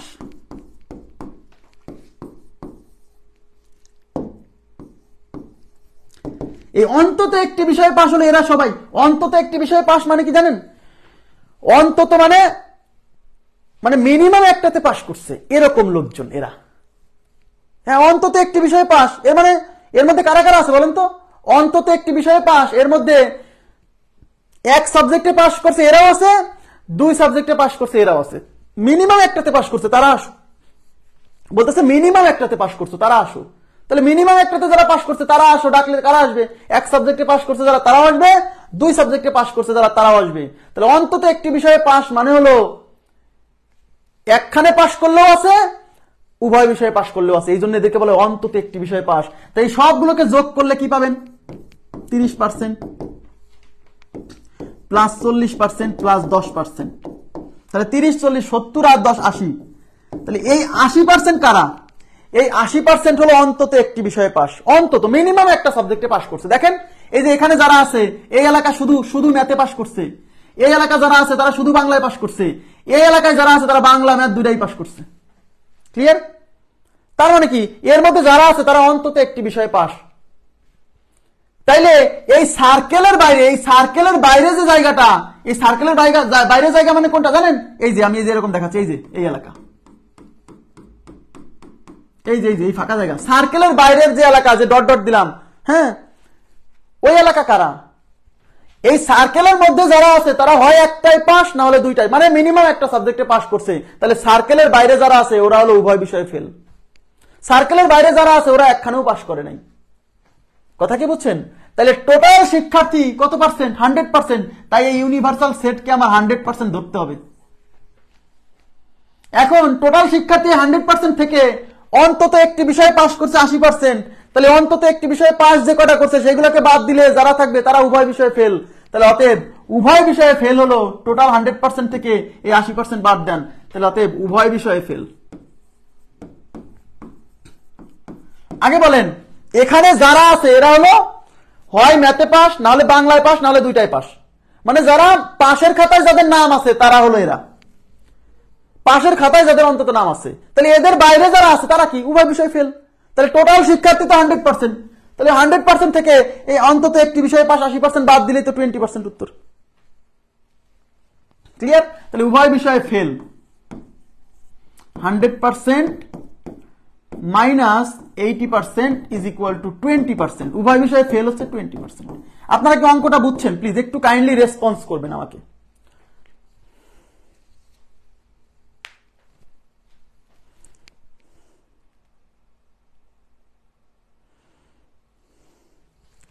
এই গণিতের ভাষা বুঝতে হবে ভাই। অন্তত একটি বিষয়ে পাস বলতে কারা, কাদেরকে বোঝায়? অন্তত একটি বিষয়ে পাস, অন্তত একটি বিষয়ের পাশের বাইরে যারা আছে সবাই ফেল, সব সাবজেক্টে ফেল। মানে এখানে কাদেরকে নিছি? যারা বাংলায় শুধু বাংলায় পাশ করছে তারাও আছে, যারা শুধু অঙ্কে পাশ করছে তারাও আছে, যারা দুইটাই পাশ করছে তারা আছে। তাহলে এর বাইরে যারা আছে তারা কি উভয় বিষয় ফেল? এর বাইরে যারা আছে এরা একটাতেও পাশ করে নাই। কথা কিন্তু এর বাইরে এই 80 জনের বাইরে যারা আছে তারা হলো এই সার্কেলের বাইরের অংশ। সার্কেলের বাইরে হতে পারে কিন্তু এই আয়তক্ষেত্রের ভিতরে আছে, তার মানে এই ফাঁকা জায়গাগুলো। ঠিক আছে, তার মানে এই টোটাল, তাহলে এই ইউনিভার্সাল সেট মানে তো ইউনিভার্সাল সেট মানে কি? এই ইউনিভার্সাল সেট দ্বারা বোঝায় এর মধ্যে সব ছাত্র আছে, একখানে পাস দুইখানে পাস কোনোখানেই পাস না, সবাই আছে। তাইলে আমরা তার মানে টোটালটা মিলে হলো সেই 100% স্টুডেন্ট ইউনিভার্সাল সেট। সেখান থেকে আমরা এই যে অন্তত একটি বিষয়ে পাস এই অংশটা, তাহলে এইটুক সব মিলে হলো অন্তত একটি বিষয়ে পাস 40 আর 30 70 আর 10 80। তাহলে টোটাল স্টুডেন্ট থেকে এই সার্কেলের মধ্যে 80 জন বাদ দিলেই তো আমি এই যে ফাঁকা জায়গায় যে 20 জন আছে তাদেরকে পেয়ে যাব। ক্লিয়ার? ওকে, এখন একটা কথা একটু শোনেন প্লিজ, এখন সবাই মনোযোগ দিন। এখন এই কোশ্চেনে যদি আপনাদেরকে বলতো, পরীক্ষক যদি বলতো কেবলমাত্র একটি বিষয়ে পাস কত পার্সেন্ট, তাহলে উত্তর কত হতো বলেন তো? কেবলমাত্র, বুঝেন কিন্তু গণিতের ভাষা বুঝতে হবে, কেবলমাত্র একটি বিষয়ে পাস,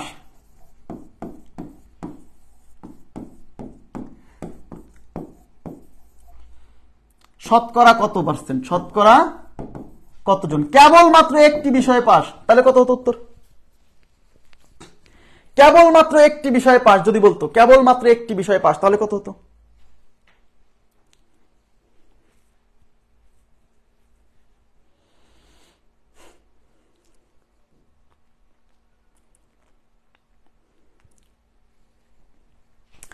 কেবলমাত্র একটি বিষয়ে পাস,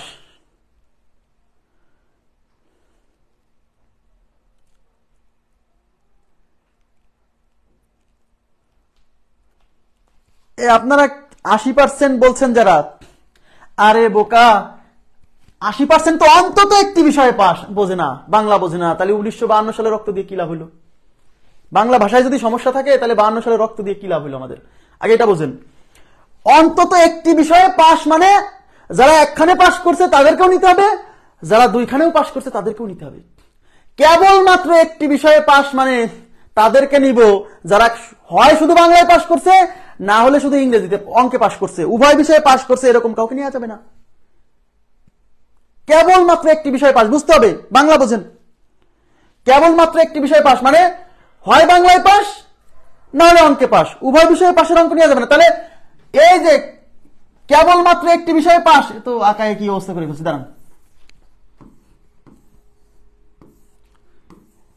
তাহলে এইখানে 40, এই যে ম্যাথ, এটা বাংলা, এখানে 30, এখানে 10, কেবলমাত্র একটি বিষয়ে পাস, তার মানে এই এলাকা কারা? এই এলাকা, এই যে এই এলাকা, এইটুক তো নেওয়া যাবে না, কারণ এইটুকের মধ্যে যারা আছে তারা তো উভয় বিষয়ে পাস। তার মানে এইটুক হলো কেবলমাত্র ম্যাথে পাস, আর এইটুক হলো কেবলমাত্র বাংলায় পাস। তাহলে কেবলমাত্র একটি বিষয়ে পাস মানে কেবল ম্যাথে পাস বা কেবল বাংলায় পাস, তার মানে এইটুক আর এইটুক নিতে হবে 30 আর 10 40। ঠিক আছে? হ্যাঁ, কেবলমাত্র একটি বিষয়ে পাস মানে হচ্ছে এই এলাকা আর এই এলাকা, মাঝখানের টুক বাদ। ক্লিয়ার? তাহলে এই প্রশ্ন যদি আসে কেবলমাত্র একটি বিষয়ে পাস করেছে, বা যদি এরকম বলবে কেবল বাংলায় পাস, অথবা মানে বা এরকমই বলবে যে কেবলমাত্র একটি বিষয়ে পাস করছে, এরকম শিক্ষার্থীর সংখ্যা কতজন, কত পার্সেন্ট শতকরা। ওকে, আশা করি বুঝছেন। ক্লিয়ার? এবার যাচ্ছি পরবর্তী প্রশ্নে। অঙ্ক করতে করতে ক্লিয়ার হবে, টেনশন করেন না। কোন পরীক্ষায় 20% পরীক্ষার্থী গণিতে এবং 30% পরীক্ষার্থী ইংরেজিতে ফেল করছে। এবার কিন্তু আগের অঙ্কে কিন্তু পাস করা শিক্ষার্থীর সংখ্যা দেওয়া ছিল, এবার দেওয়া আছে ফেল করা শিক্ষার্থীর সংখ্যা। আমরা ফেল করা নিয়ে কাজ করব। আগে দেখেন, উভয় বিষয়ে 13% পরীক্ষার্থী ফেল করলো। উভয় বিষয়ে আমি আবার বলছি কাদেরকে নিয়ে কাজ করব জানেন? উভয় বিষয়ের যে ইনফরমেশন দেওয়া থাকবে সেই ইনফরমেশন নিয়ে কাজ করব। উভয় বিষয়ের যে ইনফরমেশন দেওয়া থাকবে সেই ইনফরমেশন নিয়ে কাজ করব। তাহলে উভয় বিষয়ে 13% পরীক্ষার্থী ফেল, তাহলে আমরা উভয় বিষয়ে কিসের ইনফরমেশন? ফেলের ইনফরমেশন। তাহলে আমরা ফেলের ইনফরমেশন নিয়ে কাজ করব। অঙ্কে তো ফেলেরই দিয়ে আছে, পরীক্ষায় 20% গণিতে ফেল, 30% হচ্ছে ইংরেজিতে ফেল। তাহলে এখানে হচ্ছে আমার ইউনিভার্সাল সেট আঁকালাম। ওকে, এবার হচ্ছে, এইবার একটু তাকাবেন প্লিজ। এখন হচ্ছে আমার একটা হলো ম্যাথের সেট আর একটা হচ্ছে ইংরেজির সেট, ম্যাথ ইংলিশ, ঠিক আছে, ম্যাথ এবং ইংলিশ। আচ্ছা, এখন আমরা প্রথমে উভয়ের ইনফরমেশন পূরণ করতে হবে। এখানে 13% শিক্ষার্থী উভয় বিষয়ে ফেল, তাহলে এই যে মাঝখানে এখানে 13%। এইবার তাকান, কোন পরীক্ষায় 20% পরীক্ষার্থী গণিতে ফেল, তার মানে ম্যাথে 20% ফেল, তার মানে ম্যাথের যে সার্কেল, এই ম্যাথের সার্কেলে মোট বসবে 20, তার মধ্যে এখানে এইটা কি ম্যাথের মধ্যে না? অবশ্যই এটা ম্যাথের মধ্যে, তার মানে ম্যাথের সার্কেলে মোট বসবে 20, তার মধ্যে 13 কিন্তু বসে গেছে, তাহলে 20 হতে আর কত লাগে? 7, তাহলে এখানে হচ্ছে 7, তাহলে এই যে ম্যাথ সার্কেলে দেখেন 13 আর 7 20, ক্লিয়ার? ওকে, এবার নেক্সট, 30% পরীক্ষার্থী ইংরেজিতে ফেল, তার মানে ইংরেজির সার্কেলে মোট হবে 30, এই ইংরেজির সার্কেলে মোট হবে 30, ইংরেজির সার্কেলে মোট 30, তার মধ্যে কিন্তু এই যে 13 জন এটা কিন্তু ইংরেজিতে, কারণ দেখেন এই ইংরেজির সার্কেলে মোট হবে 30, তার মধ্যে এইটুক তো ইংরেজির মধ্যেই, এই 13 জন তো ইংরেজির মধ্যেই, কারণ এই 13 জন তো গণিতের মধ্যেও ইংরেজির মধ্যেও, দুই জায়গায় কাউন্ট করতে হবে। তাহলে এই ইংরেজির সার্কেলে মোট 30 হবে, তার মধ্যে ইংরেজিতে মানে 13 জন অলরেডি বসে গেছে, তাহলে 30 হতে আর কত লাগে? 17, তাই এখানে হবে 17%, ক্লিয়ার? এইবার আমাকে বলবেন এই সার্কেলের মধ্যে যারা আছে, এদিকে তাকান, এখানে যারা আছে এই সার্কেলের মধ্যে যারা আছে এরা কারা? বলেন প্লিজ, বাংলা বলেন।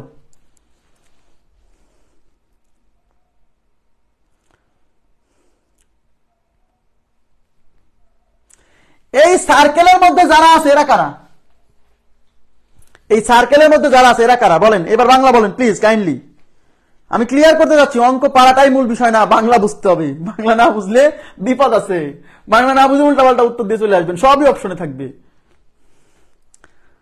Yes, absolutely right.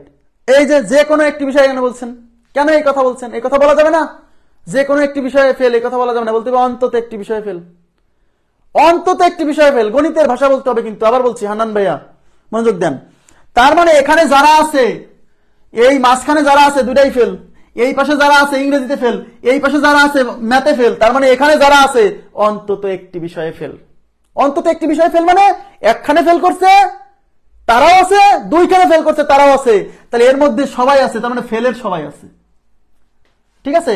তাহলে অন্তত একটি বিষয়ে ফেল, খেয়াল করেন, অন্তত একটি বিষয়ে ফেল,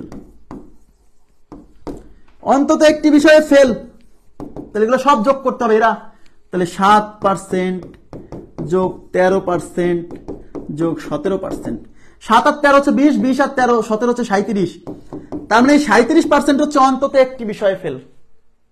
তাহলে আমাকে বলেন, এই অন্তত একটি বিষয়ে ফেল এর বাইরে আর কারা আছে? ভাইয়া অন্তত একটি বিষয়ে ফেল, এর মধ্যে কি একখানে ফেল আলাদা আসছে, দুইখানে ফেল আলাদা আসছে, তাহলে এদের বাইরে যারা আছে তারা তো ভাই কোনোখানেই ফেল করে নাই, তারা উভয় বিষয়ে পাস। তার মানে এই সার্কেলের বাইরে কিন্তু আয়তক্ষেত্রের ভিতরে, মানে এই বৃত্তের চারপাশে যে জায়গাগুলো, ওই জায়গাগুলো বোঝাচ্ছে উভয় বিষয়ে পাস। তাহলে ইউনিভার্সাল সেট সবসময় 100%, ইউনিভার্সাল সেট সবসময় 100%, তার মধ্যে অন্তত একটি বিষয়, তার মানে এখানে যারা আছে তারা অন্তত একখানে ফেল করছে, তাহলে এদের বাইরে যারা আছে তারা দুইখানেই পাস, উভয় বিষয়ে পাস। তাহলে উভয় বিষয়ে পাস মানে এই এলাকাগুলো কিভাবে পাবো? টোটাল ইউনিভার্সাল সেট মানে এই পুরো, এদিকে তাকান, এই পুরো আয়তক্ষেত্রটা হলো 100%, সেখান থেকে অন্তত একটি বিষয়ে ফেল মানে এই সার্কেলের যে 37% বাদ দিলে এই যে ফাঁকা জায়গাগুলো থাকবে ওরা হলো উভয় বিষয়ে পাস। তার মানে এই 100% থেকে 37% বাদ দেন, বুঝছেন? অতএব উভয় বিষয়ে pass is equal to 100% minus 37%, তার মানে 63%। এই 63% হচ্ছে উভয় বিষয় পাস। এত কিছু যদি না বোঝেন আপনি তো বুঝতেই পারতেছেন যে এখানে যারা আছে এরা হলো ফেল পার্টি, কোনো না কোনো এখানে ফেল, হয় একখানে ফেল না দুইখানে ফেল, তাহলে এদের বাইরে যারা আছে তারা সব বিষয়ে পাস। তাহলে এদের বাইরে, তাহলে টোটাল 100%, তাহলে 100% থেকে এইগুলোকে বাদ দিলেই তো এদের বাইরের গুলো পাওয়া যাবে।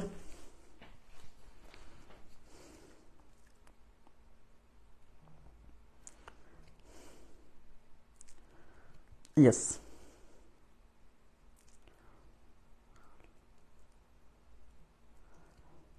আচ্ছা নেটওয়ার্ক, সত্যি নেটওয়ার্ক ঠিক আছে, টেনশন করেন না, নেটওয়ার্ক ঠিক আছে, আপনার রেকর্ড দেখতে পাবেন। এইবার দেখেন কি বলছে, একটু তাকাবেন প্লিজ, একটু তাকাবেন।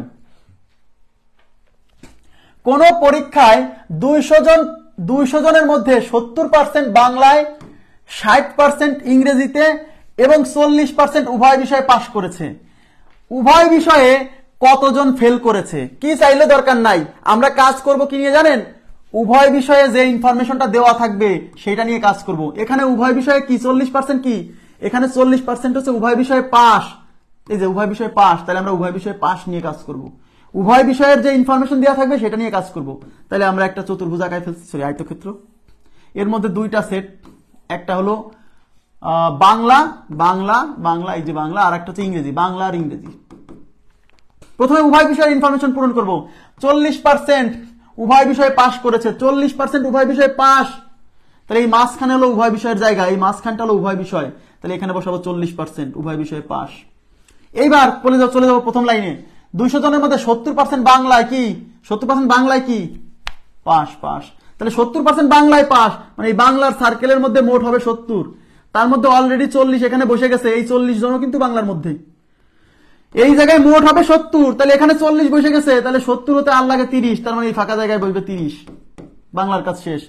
60% ইংরেজিতে, 60% ইংরেজিতে কি পাস, তার মানে ইংরেজির সার্কেলে মোট হবে 60, তার মধ্যে 40 জন বসে গেছে, তাহলে 60 হতে আর লাগে 20, তাহলে এখানে হবে 20%। এরা কারা? এরা হলো অন্তত একটি বিষয়ে পাস। এদিকে তাকান, এরা হলো অন্তত একটি বিষয়ে পাস। তাহলে অন্তত একটি বিষয়ে পাস, একটি বিষয়ে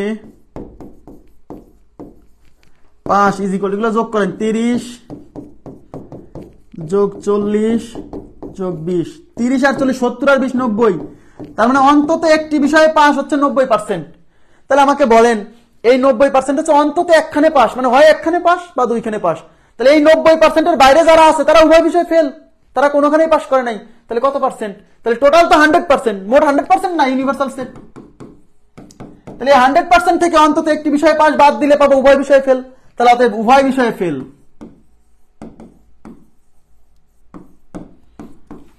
উভয় বিষয়ে ফেল 100% থেকে বাদ দেন 90%, মানে 10%। তার মানে উভয় বিষয়ে ফেল 10%। এখন আমাদের কোশ্চেনে কি চাইছে? উত্তর কিন্তু 10% না, অঙ্কে বলছে উভয় বিষয়ে কতজন ফেল করেছে, মানে উভয় বিষয়ে শতকরা কত ফেল করছে সেটা চাইনি, উভয় বিষয়ে কতজন ফেল করছে তার অ্যাকচুয়াল সংখ্যা চাইছে। টোটাল পরীক্ষার্থী ছিল 200 জন, উভয় বিষয়ে ফেল করছে 10%, মানে এই 200 জনের 10%, ওই 200 জনের 10%। ঠিক আছে, তাহলে অতএব উভয় বিষয়ে ফেল, অতএব উভয় বিষয়ে ফেল ইজ ইকুয়াল টু 200 এর 10%।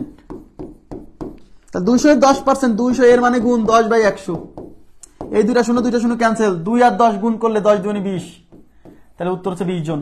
তাহলে উত্তর হচ্ছে 20 জন। 200 এর 90% কেন করবেন? অঙ্কে কি চাইছে যে কতজন উভয় বিষয়ে পাশ করেছে? তাহলে আপনি যদি বলতে কতজন উভয় বিষয়ে পাশ করেছে, তাহলে আমরা বের করতাম এই 200 এর 90%, 180 জন। অঙ্কে বলছে কতজন উভয় বিষয়ে ফেল করেছে, তাহলে আমাকে আগে উভয় বিষয়ে ফেল করছে কত পার্সেন্ট সেটা বের করতে হবে। সেটা বের না করলে আপনি কি করে বের করবেন যে কতজন উভয় বিষয়ে ফেল করছে? ক্লিয়ার না? ক্লিয়ার, খুবই সিম্পল। আগের অঙ্কগুলোতে বলছিল শতকরা কতজন উভয় বিষয়ে ফেল, আর এই অঙ্কে বলছে কতজন উভয় বিষয়ে ফেল, সেই ফেল কতজন করছে তার অ্যাকচুয়াল সংখ্যা চাইছে, কতজন উভয় বিষয়ে ফেল।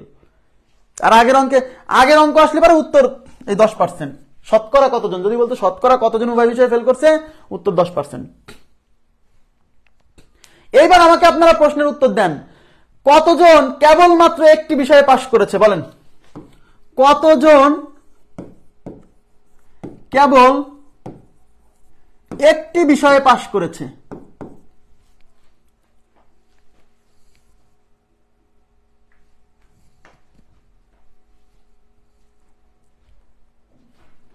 একটি বিষয়ে পাশ করেছে, একটি বিষয়ে পাশ করেছে।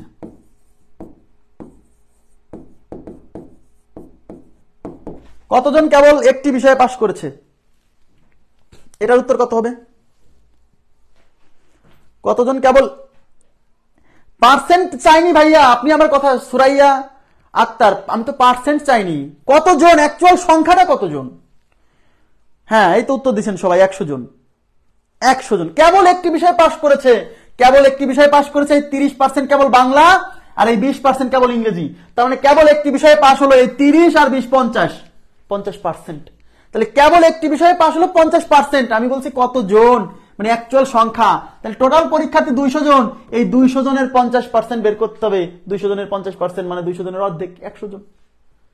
প্রশ্ন বুঝতে হবে, এই এলাকায় জানা আছে উভয় বিষয়ে পাস, এই এলাকা আর এই এলাকা মিলে হচ্ছে কেবলমাত্র একটি বিষয়ে পাস, আর এই পুরো এলাকা হচ্ছে অন্তত একটি বিষয়ে পাস। কথা কি বুঝছেন? কথা বোঝেন আগে। এই মাঝখানের এলাকা, এটাকে সেটের ভাষায় বলে কেবল না উভয় বিষয়ে পাস। এইটুক আর এইটুক, এই পাশের টুক আর এই পাশের টুক মিলে এটাকে বলে, এই দুই টুককে মিলে বলে অন্তত একটি, কেবলমাত্র একটি বিষয়ে পাস। এটা হচ্ছে উভয় বিষয়ে পাস। এইটুক আর এইটুক মিলে কেবলমাত্র একটি বিষয়ে পাস, আর এইটুক এইটুক এইটুক এই সব টুক মিলে বলে অন্তত একটি বিষয়ে পাস, সেটের ভাষায়। ঠিক আছে জি। নেক্সট কোশ্চেনে বলছে, কোন স্কুলে, দেখেন, কোন স্কুলে 70% শিক্ষার্থী ইংরেজিতে, 80% শিক্ষার্থী বাংলায় পাস করেছে, উভয় বিষয়ে ফেল করেছে 10%। আমি আপনাদেরকে কিন্তু বারে বারে বলছি, এই ইনফরমেশনটা মাথায় ঢুকায় নেন। আপনি অঙ্কে কাদেরকে নিয়ে কাজ করবেন? উভয় বিষয়ের যে ইনফরমেশন দেওয়া থাকবে তাদেরকে নিয়ে কাজ করবেন, নাহলে কিন্তু বিপদ। উভয় বিষয়ে যদি পাশের ইনফরমেশন দেওয়া থাকে আপনি পাশদেরকে নিয়ে কাজ করবেন, উভয় বিষয়ে যদি ফেলের ইনফরমেশন দেওয়া থাকে তাহলে আপনি ফেলদেরকে নিয়ে কাজ করবেন। আপনার কোনো চয়েস নাই, you don't have any choice. কোশ্চেনে উভয় বিষয়ের যে ইনফরমেশনটা দেওয়া থাকবে সেটা নিয়ে কাজ করতে হবে। আচ্ছা, তাহলে উভয় বিষয়ে এখানে কিসের ইনফরমেশন? উভয় বিষয়ে ফেলের ইনফরমেশন।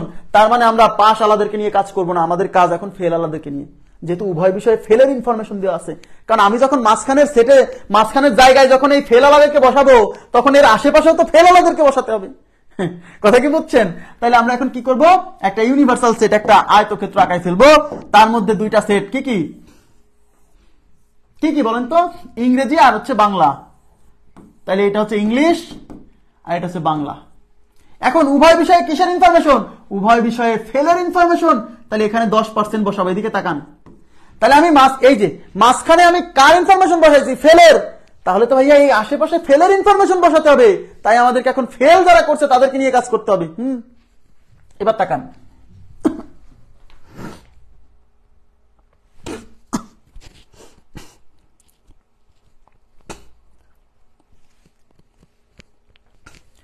এবার প্রথমে দেখেন, এবার প্রথম লাইনে চলে যাবেন, উভয় বিষয়ের ইনফরমেশন বসায় প্রথম লাইনে চলে যাবেন। কোন স্কুলে 70% শিক্ষার্থী ইংরেজিতে, 80% শিক্ষার্থী বাংলায় পাস করেছে। আরে ভাইয়া, এখানে দিয়ে আছে পাস, এখানে আছে ফেল, নো প্রবলেম। আমি যেহেতু এখানে ফেলের ইনফরমেশন নিছি, তাহলে আমাকে এই যে 70%, এই 70% কারা? এদিকে তাকান প্লিজ, এদিকে তাকান, এদিকে। এই 70% কারা? এই 70% শিক্ষার্থী ইংরেজিতে পাস করছে, কিন্তু আমরা তো পাস আলাদেরকে নিব না, আমরা নিব ফেল আলাদেরকে। তাহলে ইংরেজিতে যদি 70% পাস করে, তাহলে ইংরেজিতে ফেল কয় পার্সেন্ট? 100% থেকে 70% পাস বাদ দেন, তাহলে 30% ফেল। মানে কোশ্চেনে আমাদের ফেল দেওয়া নাই, আমাদের লাগবে ফেল। পাস দেওয়া আছে, তাইলে পাশের বাইরে যা আছে তাই তো ফেল। ইয়েস, তার মানে 70% পরীক্ষার্থী ইংরেজিতে পাস করেছে, মানে 30% পরীক্ষার্থী ইংরেজিতে ফেল।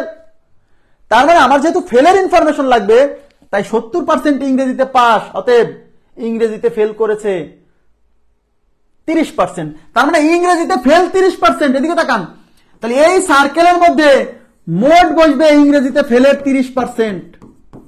তার মধ্যে অলরেডি 10% এখানে বসে গেছে, তাহলে এখানে কত বসালে 30 হয়? এখানে 20 বসাতে হবে। এইবার 80% শিক্ষার্থী বাংলায় পাস করেছে, বাংলায় পাস, কিন্তু আমরা তো পাস যারা করছে তাদেরকে নিব না, আমরা নেব ফেল আলাদেরকে। তাহলে 80% যদি পাস করে বাংলায়, তাহলে ফেল করছে কত পার্সেন্ট? 100% থেকে 80% বাদ দেন, তার মানে 20% হলো বাংলায় ফেল। বাংলায় ফেল 20%, তার মানে এই বাংলার সার্কেলে মোট 20% বসবে। তার মধ্যে অলরেডি 10 বসে গেছে, তাহলে 20 হতে হলে আর 10 লাগে এখানে। ক্লিয়ার? এরা কারা? এরা কারা? এরা হলো অন্তত একটি বিষয়ে ফেল। এরা হলো অন্তত একটি বিষয়ে ফেল। তাহলে অতএব অন্তত একটি বিষয়ে ফেল, অন্তত একটি বিষয়ে fail 20 plus 10 plus 10 is equal two 40%। তাহলে অন্তত একটি বিষয়ে ফেল। তাহলে এই অন্তত একটি বিষয়ে ফেল, তাহলে এদের বাইরে যারা আছে তারা হলো উভয় বিষয়ে পাস। হ্যাঁ, এই অন্তত একটি বিষয়ে ফেল, এদের বাইরে যারা আছে তারা উভয় বিষয়ে পাস। তার মানে টোটাল ইউনিভার্সাল সেট হলো 100%। এই 100% থেকে এই অন্তত একটি বিষয়ে ফেল মানে এই এলাকার লোকজনকে বাদ দিলে পারে উভয় বিষয়ে পাস বেরোবে। এই 40% বাদ দেন, তাহলে অতএব উভয় বিষয়ে পাস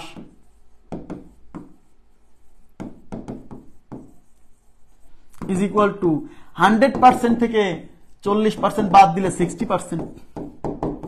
60% তো উভয় বিষয়ে পাস। এখন বলতে পারেন উভয় বিষয়ে পাস কেন নিলাম? কারণ কোশ্চেনে উভয় বিষয়ে 360 জন পাশের কথা বলা আছে। দেখেন কোশ্চেনে উভয় বিষয়ে পাস আবার 360 জন, তাই উভয় বিষয়ে পাশের পার্সেন্টেজ বের করছি। অঙ্কে বলছে তাহলে স্কুলে কতজন পরীক্ষার্থী পরীক্ষা দিয়েছে, মানে স্কুলের মোট পরীক্ষার্থী চাইছে। তো মোট পরীক্ষার্থী মানে কি? পাস ফেল সবাই, পাস ফেল সবাই। এই পাস ফেল সবাই মানে এই সার্কেলের পুরোটা মানে 100%। মানে মোট পরীক্ষার্থী বের করতে হবে মানে 100% ভ্যালু বের করতে হবে। তাহলে উভয় বিষয়ে পাস করেছে 360 জন আর উভয় বিষয়ে পাসের পার্সেন্টেজ 60, তার মানে 60% হলো 360 জন। ঠিক আছে, তাহলে আমরা কি লিখবো? 60% ইজ ইকুয়াল টু 360 জন। মোট চাইছে, মোট, তার মানে 100% বের করতে হবে। 1% is equal to 360 divided by 60। অতএব 100% is equal to 360 into 100 divided by 60। এই শূন্য দিয়ে এই শূন্য ক্যান্সেল, 6 6 36, 6 এর 100 গুণ করলে 600। তার মানে মোট শিক্ষার্থী ছিল হচ্ছে 600 জন। এই যে 100% মানে মোট শিক্ষার্থী।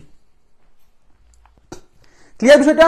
কথা কি বুঝতে পারছেন? খুবই সিম্পল, কিন্তু আমি আবার বলছি এটা খুবই গুরুত্বপূর্ণ যে আমরা এই মাঝখানে কাদেরকে বসাবো। মাঝখানে হচ্ছে উভয় বিষয়ে যে ইনফরমেশন দেওয়া থাকবে তারা। উভয় বিষয়ে এখানে ফেলের ইনফরমেশন দেওয়া আছে, তার মানে আমাকে সব ফেলের ইনফরমেশন নিতে হবে। কিন্তু কোশ্চেনে আবার এগুলো পাশের ইনফরমেশন দেওয়া, তাহলে এই পাশ থেকে ফেল বের করে নিয়ে এখানে এখানে বসাতে হবে।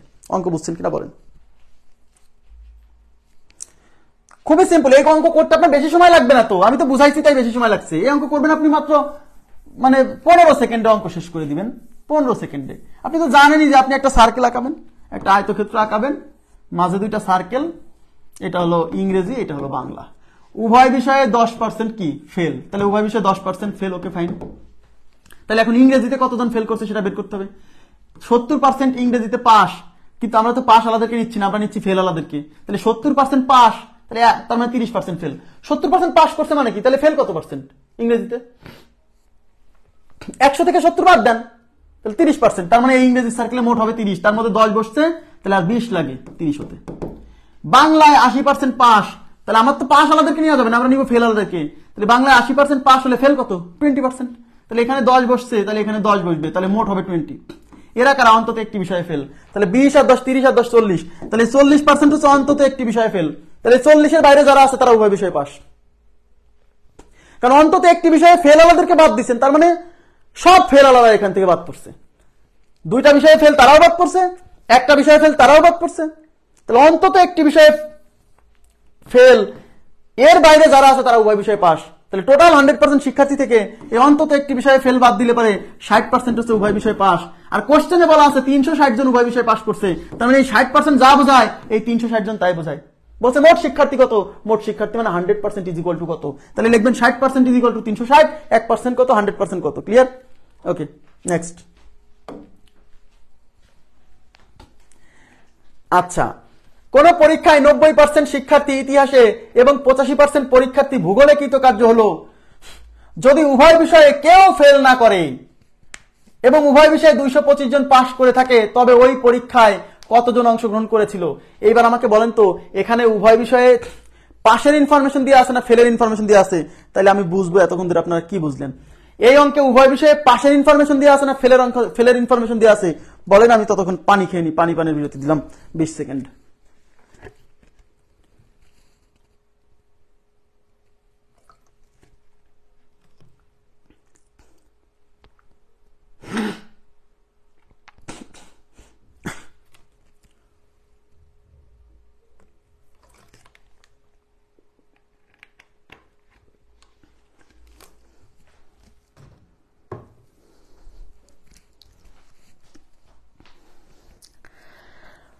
উভয় বিষয়ে পাশের information pass pass pass pass. Thank you very much, সবাই উত্তর দিচ্ছে, থ্যাংক ইউ ভেরি মাচ। সবাই কনফিডেন্টলি ভুল উত্তর দিয়েছে। ভুল দিচ্ছেন, এটা সমস্যা নাই, এটা বুঝতে হবে। আমি যখনই কোনো প্রশ্ন জিজ্ঞাসা করব তখন আপনার মনে যেটা আসবে তার উল্টাটা বলবেন, তাহলে রাইট হবে। ঠিক আছে, আমি যখনই কোনো কোশ্চেন মনে করেন জোর করে জিজ্ঞাসা করব, আজকে বলে দিলাম যে কোনটা রাইট, আমি যা আপনার মনে যা আসবে তার উল্টাটা বলে দিবেন, তাহলে রাইট। ঠিক আছে, আচ্ছা যাই হোক, এবার দেখেন তো বিষয়টা হলো কি, উভয় বিষয়ে কেউ ফেল না করে। দেখেন, উভয় বিষয়ে কেউ ফেল না করে, তার মানে উভয় বিষয়ে ফেল 0%, উভয় বিষয়ে ফেলের ইনফরমেশন দেওয়া আছে। উভয় বিষয়ে কেউ ফেল না করে মানে উভয় বিষয়ে ফেল 0%। আমার কথা কি বুঝছেন? উভয় বিষয়ে ফেল 0%। ঠিক আছে, আচ্ছা, উভয় বিষয়ে কেউ ফেল করেনি, তাহলে এখানে উভয় বিষয়ে ফেলের ইনফরমেশন এটা কি কি বলেন তো? এটা হচ্ছে ইতিহাস আর হচ্ছে ভূগোল, তাই এটা হচ্ছে হিস্ট্রি আর এটা হচ্ছে জিওগ্রাফি। উভয় বিষয়ে কেউ ফেল করেনি মানে ফেলের ইনফরমেশন দেওয়া আছে, ফেলের ইনফরমেশন 0%, উভয় বিষয়ে ফেল 0%। হয়েছে এটা? আরে না না, আপনারা ভুল করছেন বলে আমি হাসছি, এটা কিন্তু মনে করেন না। আমি চাই না যে আপনারা কষ্ট পান। আমি হাসে যদি কষ্ট পান তাহলে আই এম রিয়েলি সরি। হ্যাঁ, মজা করছি শুধু। হ্যাঁ, ঠিক আছে। আচ্ছা দেখেন, উভয় বিষয়ে ফেল, তাহলে আমরা এখানে উভয় বিষয়ে ফেলের ইনফরমেশন দেওয়া আছে 0%। তাহলে আমরা কাদেরকে নিয়ে কাজ করব? ফেল ওয়ালাদেরকে নিয়ে কাজ করব, যারা ফেল করছে তাদেরকে নিয়ে কাজ করব। তাহলে ফেল হলো 0% এখানে। এই যে উভয় বিষয়ে ফেল 0%। ওকে, আচ্ছা, এবার উভয় বিষয়ের ইনফরমেশন বসানোর পরে আমরা প্রথম লাইনে চলে যাব। কোন পরীক্ষায় 90% পরীক্ষার্থী ইতিহাসে কি, এদিকে তাকান, 90% পরীক্ষার্থী ইতিহাসে কৃতকার্য, কিন্তু আমরা তো ভাই ফেল ওয়ালাদেরকে নিচ্ছি, এই যে মাঝখানে 0% ফেল। তাইলে এই 90% ইতিহাসে কৃতকার্য মানে পাস, কিন্তু আমরা তো ফেল ওয়ালাদেরকে নিয়ে কাজ করতেছি। তাহলে 90% যদি পাস করে তাহলে ফেল কত পার্সেন্ট? 10% হলো ইতিহাসে ফেল। তাহলে এই টোটাল সার্কেলের মধ্যে ফেল ইতিহাসে 10% বসবে, তার মধ্যে এখানে 0%, তাহলে এখানে কত বসবে যাতে 10 হয়? এখানে তো 0, তাহলে 10, এখানে মোট হিস্ট্রিতে 10% ফেল হবে, তার মানে এখানে 10ই বসাতে হবে যেহেতু এখানে 0। 85% জিওগ্রাফিতে কৃতকার্য মানে ভূগোলে পাস, তাহলে 85 জন যদি পাস হয় তাহলে ফেল কতজন? 15%। আমরা তো ফেল ওয়ালাদেরকে নিয়ে কাজ করতেছি, তাহলে জিওগ্রাফির সার্কেলে মোট 15 জন ফেল বসবে, তার মধ্যে এখানে 0, তাহলে এখানে 15ই বসাতে হবে। এইবার তাহলে বলেন এখানে যারা আছে এরা কারা? এরা হলো অন্তত একটি বিষয়ে ফেল। তার মানে এই 10% আর 25% যোগ করলে 10% plus 25% easy, sorry 10% 15%, 10% plus 15% is equal two 25%। এই 25% হলো অন্তত একটি বিষয়ে ফেল। তাহলে এদের বাইরে যারা আছে, এই 25%-এর বাইরে যারা আছে তারা উভয় বিষয়ে পাস। তাহলে উভয় বিষয়ে পাস, টোটাল স্টুডেন্ট 100% থেকে ওই যে অন্তত একটি বিষয়ে ফেল 25% বাদ দেন, তাহলে 75%। এই 75% হচ্ছে উভয় বিষয়ে পাস। অঙ্কে বলছে উভয় বিষয়ে পাস 225 জন। দেখেন অঙ্কে বসছে উভয় বিষয়ে পাস 225 জন, তবে পরীক্ষায় কতজন অংশগ্রহণ করেছিল? উভয় বিষয়ে পাস 225 জন, আর উভয় বিষয়ে পাস হলো পার্সেন্টেজে 75%, তাহলে 75% এটা উভয় বিষয়ে পাস, এই 225 জন ওইটা উভয় বিষয়ে পাস, তার মানে 75% আর এটা সমান। তাহলে মোট কতজন পরীক্ষা দিয়েছিল মানে 100% কত? তাহলে আমরা কি লিখবো? 75% ইজ ইকুয়াল টু 225, 1% কত? 100% কত? ক্লিয়ার? তাহলে 75% দেখেন, তাহলে 75% ইজ ইকুয়াল টু 225 জন, 1% is equal to 225 divided by 75, অর্থাৎ 100% ইজ ইকুয়াল টু 225। আচ্ছা এইদিকে আমি এই ক্যালকুলেশনটা এইদিকে করছি। হ্যাঁ, এই যে 100% is equal to 225 divided by 75 into 100। 25 দিয়ে কাটেন, 25 দিয়ে, 3 25-এ 75, 4 25-এ 100, 3 দিয়ে এটা কাটা যাবে, আশা রাখেন। 3 সাথে 21 থাকলে 1, 1-এর পরে 5 15, 3 5-এ 15, 75 গুণ 4, 4 5-এ 20-এর শূন্য হাতে 2, 4 সাথে 28 2 30, তার মানে মোট পরীক্ষার্থী 300 জন। ক্লিয়ার? মোট পরীক্ষার্থী 300 জন।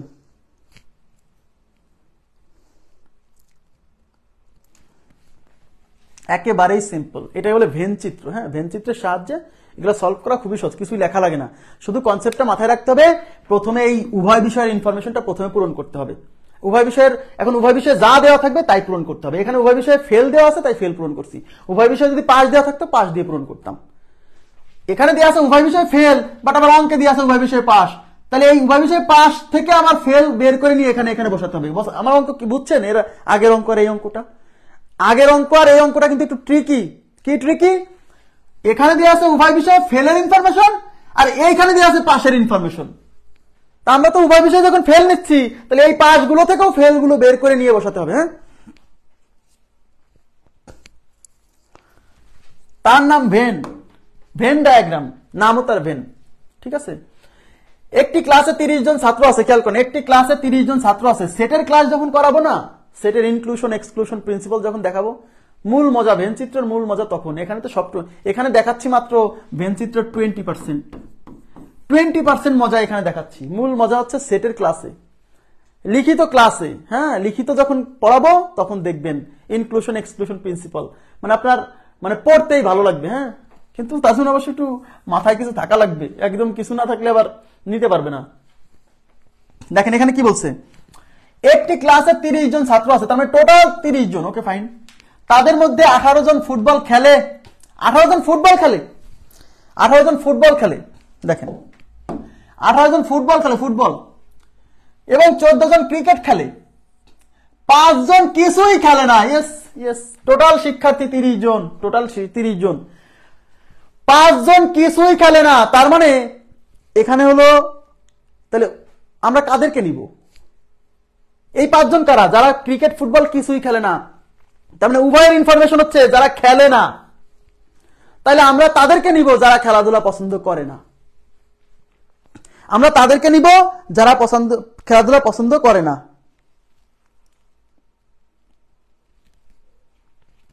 আচ্ছা, আমরা তাদেরকে নিব যারা খেলাধুলা পছন্দ করে না। ইয়েস, তাহলে এই 5 জন হচ্ছে খেলাধুলা পছন্দ করে না, কারণ এরা ফুটবল ক্রিকেট কিছুই খেলে না, ওরা দর্শক, ওরা দর্শক। তার মানে আমরা তাদেরকে নিব যারা খেলাধুলা পছন্দ করে না। ওকে ফাইন, তাকাবেন। তাহলে আমি 2টা সার্কেল দিলাম, একটা হলো ফুটবল, একটা হলো ক্রিকেট। এই প্রথমে হচ্ছে উভয়ের ইনফরমেশন বসাবো। তাহলে উভয়ের ইনফরমেশন কি? খেলে না। এই 5 জন, এই যে 5 জন, এরা ক্রিকেট ফুটবল কিছুই খেলে না। তাহলে আমাকে বলেন উভয়ের ইনফরমেশনে যেহেতু আমি খেলে না যারা, তাদেরকে নিচ্ছি। উভয়ের ইনফরমেশনে আমি যেহেতু যারা খেলে না তাদেরকে নিচ্ছি, তাহলে এই ফুটবলের সার্কেলে আমাকে তাদেরকে বসাতে হবে যারা ফুটবল খেলে না। কথা বুঝেন? যেহেতু এখানে আমি কি নিছি? এখানে নিছি 5 জন কিছুই খেলে না, তার মানে আমরা উভয়ের ইনফরমেশন হিসেবে খেলে না যারা, তাদেরকে নিছি। তাহলে এই সার্কেলের মধ্যে আমাকে তাদেরকে নিতে হবে যারা ফুটবল খেলে না। এখন অঙ্কে তো আবার দিয়ে আছে 18 জন ফুটবল খেলে। আরে বাবা, এ তো বিশাল সমস্যা। 18 জন ফুটবল খেলে, তাহলে টোটাল স্টুডেন্ট যদি 30 জন হয়, তাহলে এই টোটাল 30 জন থেকে 18 জন ফুটবল খেলে বাদ দেন, তাহলে 30 - 18, তাহলে 12 জন। এই 12 জন হলো ফুটবল খেলে না। আমরা যারা খেলাধুলা পছন্দ করে না তাদেরকে নিব। তাহলে 18 জন ফুটবল খেলে, তাহলে টোটাল স্টুডেন্ট 30, তাহলে 18 জন ফুটবল খেললে ফুটবল খেলে না কতজন? খুবই সিম্পল, এই 30 জন টোটাল থেকে 18 জন বাদ দেন, 12 জন ফুটবল খেলে না। তার মানে ফুটবল খেলে না 12 জন। তার মানে এই টোটাল সার্কেলের মধ্যে বসবে ফুটবল খেলে না সেই 12 জন। তার মানে ফুটবলের সার্কেলে মোট বসবে টোটাল 12 জন, তার মধ্যে অলরেডি 5 জন বসায় রাখছি ওখানে। তাহলে আর কত বসালে 12 হয়? 5 জনের সাথে আর কত হলে 12 হয়? 7 জন, তাই এখানে 7 হবে। বুঝছেন? ক্লিয়ার? আচ্ছা, এইবার 14 জন ক্রিকেট খেলে, কিন্তু আমরা তো তাদেরকে নিব যারা খেলাধুলা পছন্দ করে না। তাহলে 14 জন ক্রিকেট খেললে, টোটাল 30 জন থেকে এই 14 জন ক্রিকেট খেলা বাদ দিলে পারে 30 - 14 = 16। এই 16 জন হলো ক্রিকেট খেলে না। তার মানে এই যে ক্রিকেটের সার্কেলে মোট 16 জন বসবে যারা ক্রিকেট খেলে না, তার মধ্যে 5 জন অলরেডি বসে গেছে। 16 জন হতে হলে আর কতজন লাগে? 11, তাই এখানে 11 দিতে হবে। এরা কারা? এরা হলো অন্তত একটি খেলা খেলে না। এরা হলো অন্তত একটি খেলা খেলে না, মানে কি? হয় ফুটবল খেলে না, নাই ক্রিকেট খেলে না, না হলে দুইটার কোনোটাই খেলে না। এরা হলো অন্তত একটি খেলা খেলে না। তাহলে এই কয়জনের বাইরে যারা আছে তারা হলো উভয় খেলা খেলে, সবকটাই খেলে। ইয়েস, তাহলে অন্তত একটি খেলা খেলে না, এরা যোগ করতে, এদেরকে যোগ করতে অন্তত একটি খেলা খেলে না is equal to 7 plus 5 plus 11, 7 5 12 আর 11 হচ্ছে 23, 23 জন অন্তত একটি খেলা খেলে না। তাহলে টোটাল শিক্ষার্থী কত? 30। এখানে ইউনিভার্সাল সেটের মান 30, এদিকে তাকান, এখানে এই টোটাল এই মানে সোজা কথায় পুরোটার মধ্যে 30 জন আছে, তার মধ্যে 23 জন হচ্ছে অন্তত একটি খেলা খেলে না, মানে হয় একটা খেলে না, নাহলে দুইটা খেলে না। তাহলে এই 23 জনের বাইরে, মানে এই যে ফাঁকা জায়গা, এই ফাঁকা জায়গা, এই যে মানে সার্কেলের বাইরে বাট আয়তক্ষেত্রের ভেতরে ওই জায়গা হলো তারা বসে আছে যারা দুইটা খেলাই খেলে। তাহলে উভয় খেলা খেলে টোটাল 30 জন থেকে, এটা বাদ দেন। তাহলে উভয় খেলা খেলে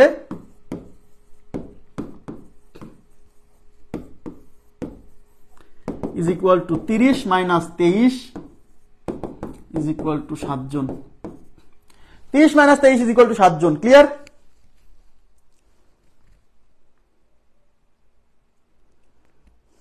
হয়েছে এটা?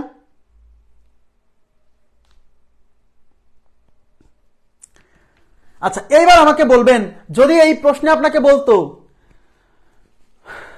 যে অন্তত মানে আচ্ছা কেবলমাত্র একটি খেলা খেলে না, কেবল একটি খেলা খেলে না, কেবলমাত্র একটি খেলা খেলে না, এরকম সংখ্যা কতজন? কেবলমাত্র একটি খেলা খেলে না, তাহলে এই 7 জন আর 11 জন 18 জন কেবলমাত্র একটি খেলা খেলে না, তাহলে 18 জন উত্তর হতো। ঠিক আছে? এই ভেন চিত্র রিলেটেড লাস্ট কোশ্চেন, এই যে দেখেন, এই প্রশ্নটা অনেকে সলভ করতে পারে না, একটু ঝামেলাপূর্ণ। সমস্যা নাই, আমি আছি তো, টেনশন করেন না, আমি সহজ করে দিব, একটু মনোযোগ দেন। ঢাকা বিশ্ববিদ্যালয়ের 90% ছাত্র বাস ব্যবহার করে, 15% রাইড শেয়ারিং ব্যবহার করে, এবং প্রত্যেক ছাত্র বাস অথবা রাইড শেয়ারিং ব্যবহার করে অথবা দুটোই ব্যবহার করে। আচ্ছা, তার মানে এখানে এমন কোন ছাত্র নাই, এখানে এমন একটা ছাত্র খুঁজে পাওয়া যাবে না যার মানে কোনোটাই ব্যবহার করে না, এরকম কেউ নাই। কেন? কারণ অঙ্কে বলে দিছে প্রত্যেকে বাস অথবা রাইড শেয়ারিং ব্যবহার করে অথবা দুটোই ব্যবহার করে, মানে এখানে দুইটার কোনোটাই ব্যবহার করে না, এই সংখ্যাটা 0%। দুইটার কোনোটাই ব্যবহার করে না, এই সংখ্যাটা কত? 0%। আচ্ছা, এখন বলছে রাইড শেয়ারিং ব্যবহার করা ছাত্রদের কত শতাংশ বাস ব্যবহার করে। এখন এখানে দেখেন একটু ট্রিকি, প্রশ্নটা খাটাইছে কিভাবে। রাইড শেয়ারিং ব্যবহার করা ছাত্রদের কত শতাংশ বাস ব্যবহার করে, তাহলে কি চাইছে আগে এটা বুঝতে হবে, চিত্র আঁকাতে হবে, নাহলে বুঝতে পারবেন না। তাহলে একটা হচ্ছে রাইড শেয়ার আর একটা হচ্ছে বাস। আচ্ছা, এটা হচ্ছে রাইড শেয়ারিং আর এটা হচ্ছে বাস। এদিকে তাকান প্লিজ, উভয়ের ইনফরমেশন, মানে বাস ব্যবহার করে রাইড শেয়ারিং। আচ্ছা বলেন তো কোন টুক চাইছে, কোন এলাকাটা চাইছে, আপনার সেন্স কি বলে, আপনার কমন সেন্স কি বলে, বলেন তো কোন এলাকাটা চাইছে এই কোশ্চেনে কোন এলাকাটা চাইছে? কে বলতে পারবেন কোন এলাকাটা চাইছে? এই কোশ্চেনে কোন এলাকাটা চাইছে কেউ বলতে পারবেন?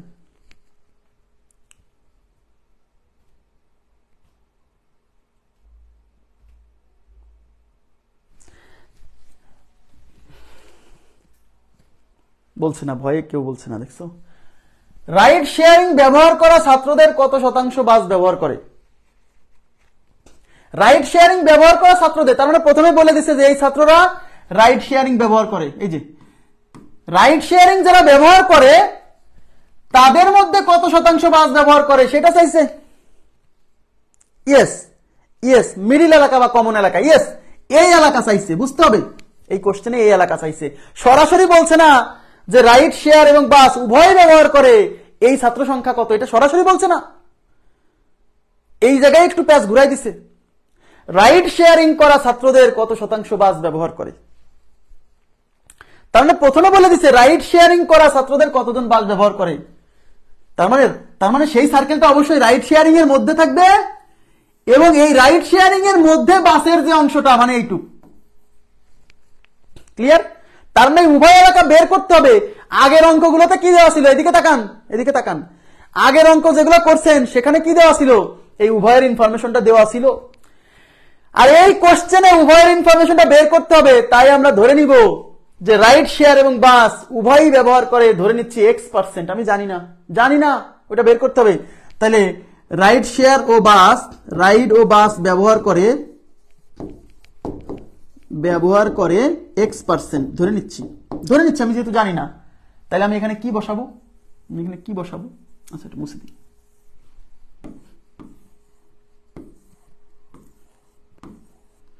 রাইড শেয়ার বাস, তাহলে এখানে X, সবাই তাকাবেন প্লিজ। তাহলে রাইড শেয়ার এবং বাস উভয় ব্যবহার করে X, ধরে নিচ্ছি, আমি তো জানি না, ওটাই বের করবো, জানবো কিভাবে? হ্যাঁ, এবার 90% ছাত্র বাস ব্যবহার করে, এদিকে তাকান, তাহলে বাসে চলে 90%, তাহলে বাস মানে এই যে এলাকা, তার মানে এই এলাকার মধ্যে টোটাল বসবে 90%, তার মধ্যে এখানে X% বসে গেছে, আপনারাই বলেন তাহলে এখানে কত বসবে? এই টোটালটার মধ্যে 90% বসবে, তার মধ্যে এখানে X বসে গেছে, তাহলে এখানে ওই 90 থেকে X বাদ দিতে হবে, তার মানে এটা হলো 90 - X। ইয়েস, ওইটা হলো 90 - X, এটা বুঝতে হবে, নাহলে হবে না। আর এতক্ষণ পর্যন্ত এরকম দেওয়া ছিল, এখানে হলো 30 জন, এখানে মোট 70, তাহলে এখানে 40 কিভাবে আসছিল? এই মোট 70 থেকে এই 30 বাদ দিয়ে এটা 40 আসছিল। ইয়েস, আর এখানে এই মোট এখানে হবে 90% বাস ব্যবহার করে, তার মধ্যে এখানে X, তাহলে এই এলাকাকে টোটালটা 90 হতে হলে তার মধ্যে এইটুক তো X হয়ে গেছে, তাহলে এইটুক কত? 90 - X। ক্লিয়ার? এবার 15% রাইড শেয়ারিং ব্যবহার করে, তার মানে রাইড শেয়ারিং এর সার্কেলে হবে মোট 15, তার মধ্যে এখানে X বসে গেছে, তাহলে এখানে কত? 15 - X, 15 - X। ক্লিয়ার? ইয়েস। তাহলে এরা কারা?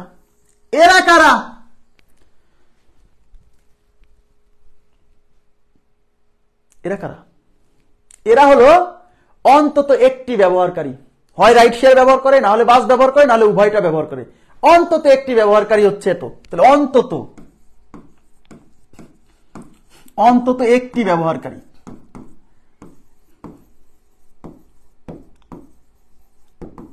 কত? সব যোগ 15 - X plus X plus 90 - X, এই হলো সব অন্তত। এই দেখেন -X প্লাস X কাটা, তাহলে 90 থেকে 90 আর 15 105, 105 - X, এইটা কারা? 105 - X, এটা হলো অন্তত। এখন বলেন, এই কোশ্চেনে বলে দিচ্ছে, দেখেন রাইড শেয়ার এবং প্রত্যেক ছাত্র বাস অথবা রাইড শেয়ার ব্যবহার করে অথবা দুটোই ব্যবহার করে, মানে হলো একটাও ব্যবহার করে না এরকম কেউ নাই, তার মানে এরা মিলেই হলো মোট ছাত্র, এদের বাইরে কেউ নাই, এদের বাইরে কোনো ছাত্র নাই,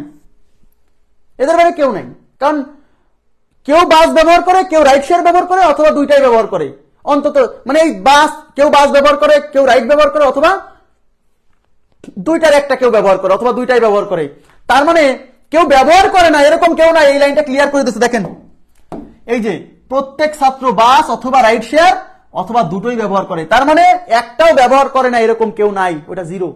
তার মানে টোটাল স্টুডেন্ট যে 100%, এদিকে তাকান,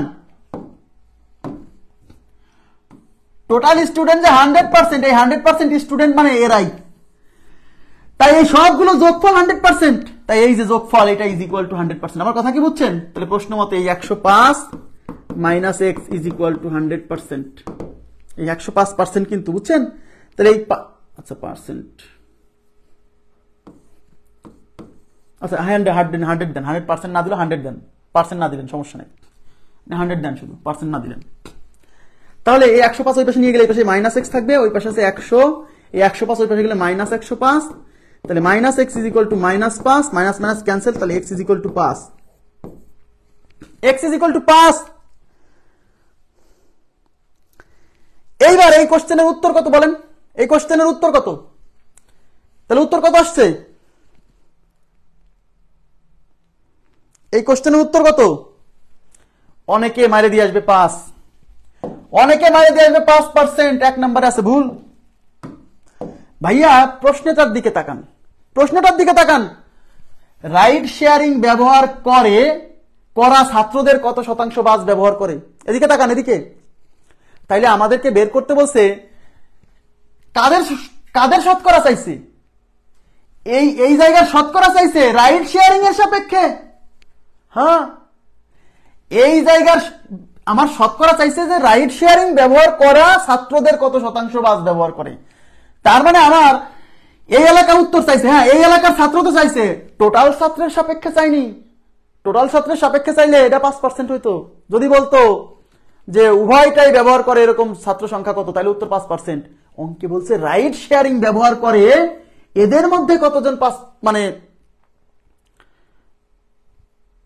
বাস ব্যবহার করে, তাহলে রাইট শেয়ারিং ব্যবহার করে মানে এই এদের মধ্যে এই অংশটুকু হচ্ছে বাস ব্যবহার করে, এই অংশের মান 5। তাহলে এই 5টা আমাকে বের করতে বলছে কিসের সাপেক্ষে, কিসের সাপেক্ষে বলেন বলেন? রাইট শেয়ারিং এর সাপেক্ষে এটা শতকরা চাইছে। তাহলে এইটুক মানে 5, আর রাইট শেয়ারিং মানে এই পুরোটা, এই পুরোটা কত বলেন? এই পুরোটা রাইট শেয়ার কত, পুরোটা কত? এই পুরোটা হচ্ছে, এই পুরোটা মানে বুঝতে পারতেছেন না, এইটুক হলো 5, তাহলে এক্স এর মানে এখানে 5 বসান, তাহলে 5, 15 থেকে 5 গেলে এইটুক হলো 10, তাহলে 10 আর এইটুক 5, তাহলে রাইট শেয়ার হলো 15। তাহলে right share is equal two 15। এই যে এক্স এর মান 5 বের হয়েছে না, বের হয়েছে না, তাহলে 5, তাহলে এই 15 থেকে 5 বাদ দেন, 15 থেকে 5 গেলে 10, তাহলে 10 আর 5 15, তাহলে রাইট শেয়ার 15। এখন আমাদেরকে বের করতে বলছে রাইট শেয়ারিং ব্যবহার করে এই ছাত্রদের মধ্যে কত শতাংশ বাস ব্যবহার করে। তাহলে রাইট শেয়ার ব্যবহার করে মানে এই টোটালটা মানে 15 জন, এদের মধ্যে কতজন বাস ব্যবহার করে, এই 5 জন। তার মানে আমাদের শতকরা চাইছে এই অংশের, এই সার্কেলের সাপেক্ষে, পুরোটার সাপেক্ষে না। কথা কি বুঝছেন? তাহলে আমাকে পার্সেন্টেজ, যার পার্সেন্টেজ বের করতে হবে সেটা উপরে, কিসের পার্সেন্টেজ চাইছে? এই এলাকার পার্সেন্টেজ চাইছে। এই এলাকায় কতজন ছিল, 5 বের হয়েছে, তাহলে 5 উপরে। কার সাপেক্ষে? রাইট শেয়ারের সাপেক্ষে। রাইট শেয়ার মানে এটার সাপেক্ষে, মানে 15 সাপেক্ষে। শতকরার জন্য 100 দিয়ে গুণ, 3 5 15, 100 ডিভাইডেড বাই 3, 100 ডিভাইডেড বাই 3 মানে 33 পূর্ণ 1/3%, মানে 33 পূর্ণ 3, 4 নাম্বার অপশন। এত সহজ কোশ্চেন না এটা, এই যে সহজ সরল মানুষগুলো মেরে দিয়ে আসবে 5।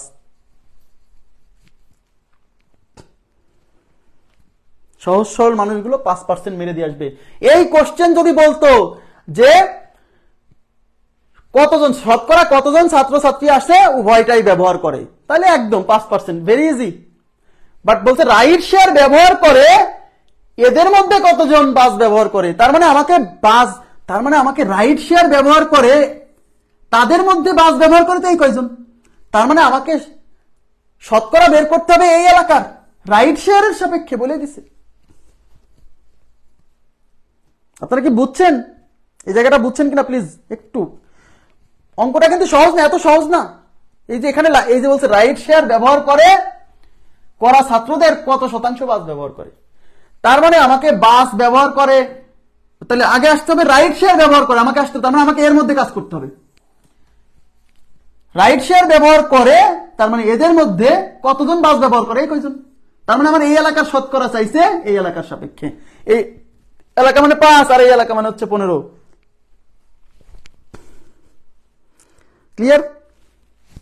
হ্যাঁ, একটু মনোযোগ দিয়ে বোঝেন, একটু মনোযোগ দিয়ে বোঝেন, একটু মানে নলেজ খাটান। কিন্তু এই কোশ্চেনে যদি এরকম বলতো যে বাস ব্যবহার করে, এরকম বাস ব্যবহার করা ছাত্রদের কত শতাংশ, এদিকে এদিকে তাকান, বাস ব্যবহার করা ছাত্রদের কত শতাংশ রাইট শেয়ার ব্যবহার করে, তাহলে কি হতো? বাস ব্যবহার করা ছাত্রদের কত শতাংশ রাইট শেয়ার ব্যবহার করে, তাহলে কি হতো?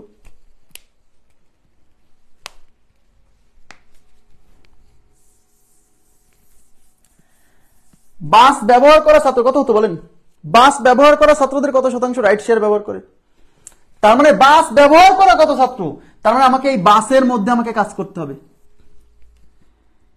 এদের কত শতাংশ রাইট শেয়ার ব্যবহার করে, এইটা, তার মানে আমাকে এইটা চাইছে এইটার সাপেক্ষে। তো এটা তো এক্স এর মান 5, তাহলে এই 90 থেকে 5 বাদ দেন, তাহলে 85, তার মানে এই পুরো বাস মানে, তাহলে একটু তাকান,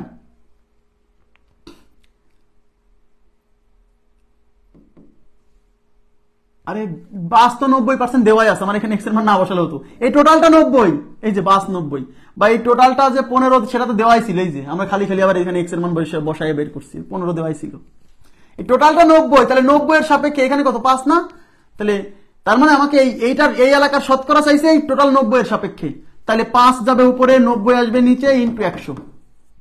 এই শূন্য দিয়ে এই শূন্য ক্যান্সেল, দেখেন আর মনে হয় কাটাকাটি যাচ্ছে না, উপর হচ্ছে 50, নিচে হচ্ছে 9, 50/9, 50/9, 50/9%, যা হবে তাই, 50/9 কত আসছে? 50/9%। হ্যাঁ 50/9% যা হয় 50কে 9 দিয়ে ভাগ করেন, 5 9 45 থাকলো হচ্ছে 5.0 5 9 45 5.5555%। হ্যাঁ, আপনারা আমাকে একটু কাইন্ডলি একটু রেসপন্স করে বলবেন, মানে যারা লাইনে আছেন সবাই সবাই যদি কোনো কারো সমস্যা থাকে আমাকে বলবেন, আমি চেষ্টা করব। মানে এই যে ভেনচিত্রের সাহায্যে আমি সব টাইপ মোটামুটি সব টাইপ দেখাই দিচ্ছি। এখন আপনি নিজে নিজে ভেনচিত্রের যত অঙ্ক আছে করেন, ভেনচিত্র রিলেটেড এই যে পাস ফেলের অঙ্ক যত আছে করেন, দেখবেন আপনি সব পান। বলবে যে এতজন প্রথম আলো পড়ে, এতজন ইত্তেফাক পড়ে, এতজন উভয় পত্রিকা পড়ে, কতজন আছে কোনোটাই পড়ে না। ঠিক আছে, আমার কথা কি বুঝছেন? এরকম পত্রিকা পড়ার অঙ্ক, বই পড়ার অঙ্ক, এরকম অঙ্ক আসবে। এতজন এই শহরে থাকে, এতজন এই শহরে থাকে, এতজন উভয় শহরেই বাসা আছে, কতজনের কোন শহরে বাসা নাই, এরকম থাকবে। আচ্ছা, কোশ্চেন এই টাইপটা বুঝছেন কিনা, ভেনচিত্র টাইপটা বুঝছেন কিনা? আজকে আর পড়াবো না, আজকে এই পর্যন্তই, মানে নিলে মাথা গরম হয়ে যাবে। এরপর নতুন টাইপ চলে আসছে। হ্যাঁ, নতুন টাইপ চলে আসছে, এটা তো আমাদের হয়ে গেছে, এরপর আমরা নতুন টাইপে যাব। হ্যাঁ, আপনাদের এখন কাজ হলো আপনি বিগত সালের যে প্রশ্নগুলো এই ভেনচিত্র রিলেটেড প্রশ্ন আসছে, শুধু বাংলা ইংরেজি না, এরকম আসবে ইত্তেফাক পড়ে, প্রথম আলো পড়ে, উভয়টা পড়ে, কতজন আছে কোনোটাই পড়ে না, পত্রিকা দিয়ে আসতে পারে, বই পড়া দিয়ে আসতে পারে, বিভিন্ন ভাবে আসতে পারে। এতজন বাগান করা পছন্দ করে, এতজন মনে করেন যে মাছ ধরা পছন্দ করে, এতজন উভয়টাই পছন্দ করে, কতজন আছে কোনোটাই পছন্দ করে না, এই টাইপের কোশ্চেন গুলো। হ্যাঁ, আপনারা বিগত সালের প্রশ্নগুলো দেখে দেখে নিজে নিজে একটু সলভ করবেন। ওকে, ঠিক আছে। তারপরে আপনারা যদি না পারেন, কিছু যদি প্রবলেম ফেস করেন, আমাকে পাঠাতে পারেন।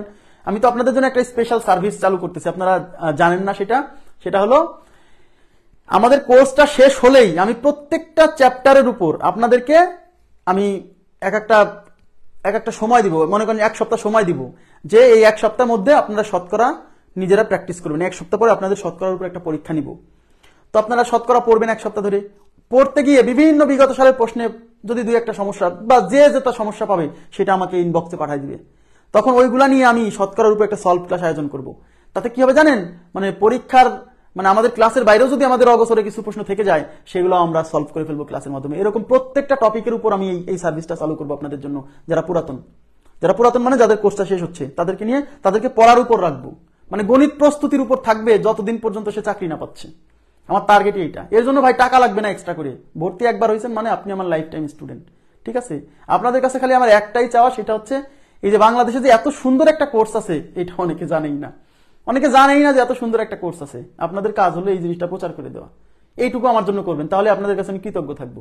আর আমি আপনাদেরকে যা দেওয়ার সেটা আপনারা কল্পনা করতে পারবেন না। ঠিক আছে, তো আজকের মতো এই পর্যন্ত রাখবো। ভালো থাকবেন সবাই, আল্লাহ হাফেজ, শুভরাত্রি।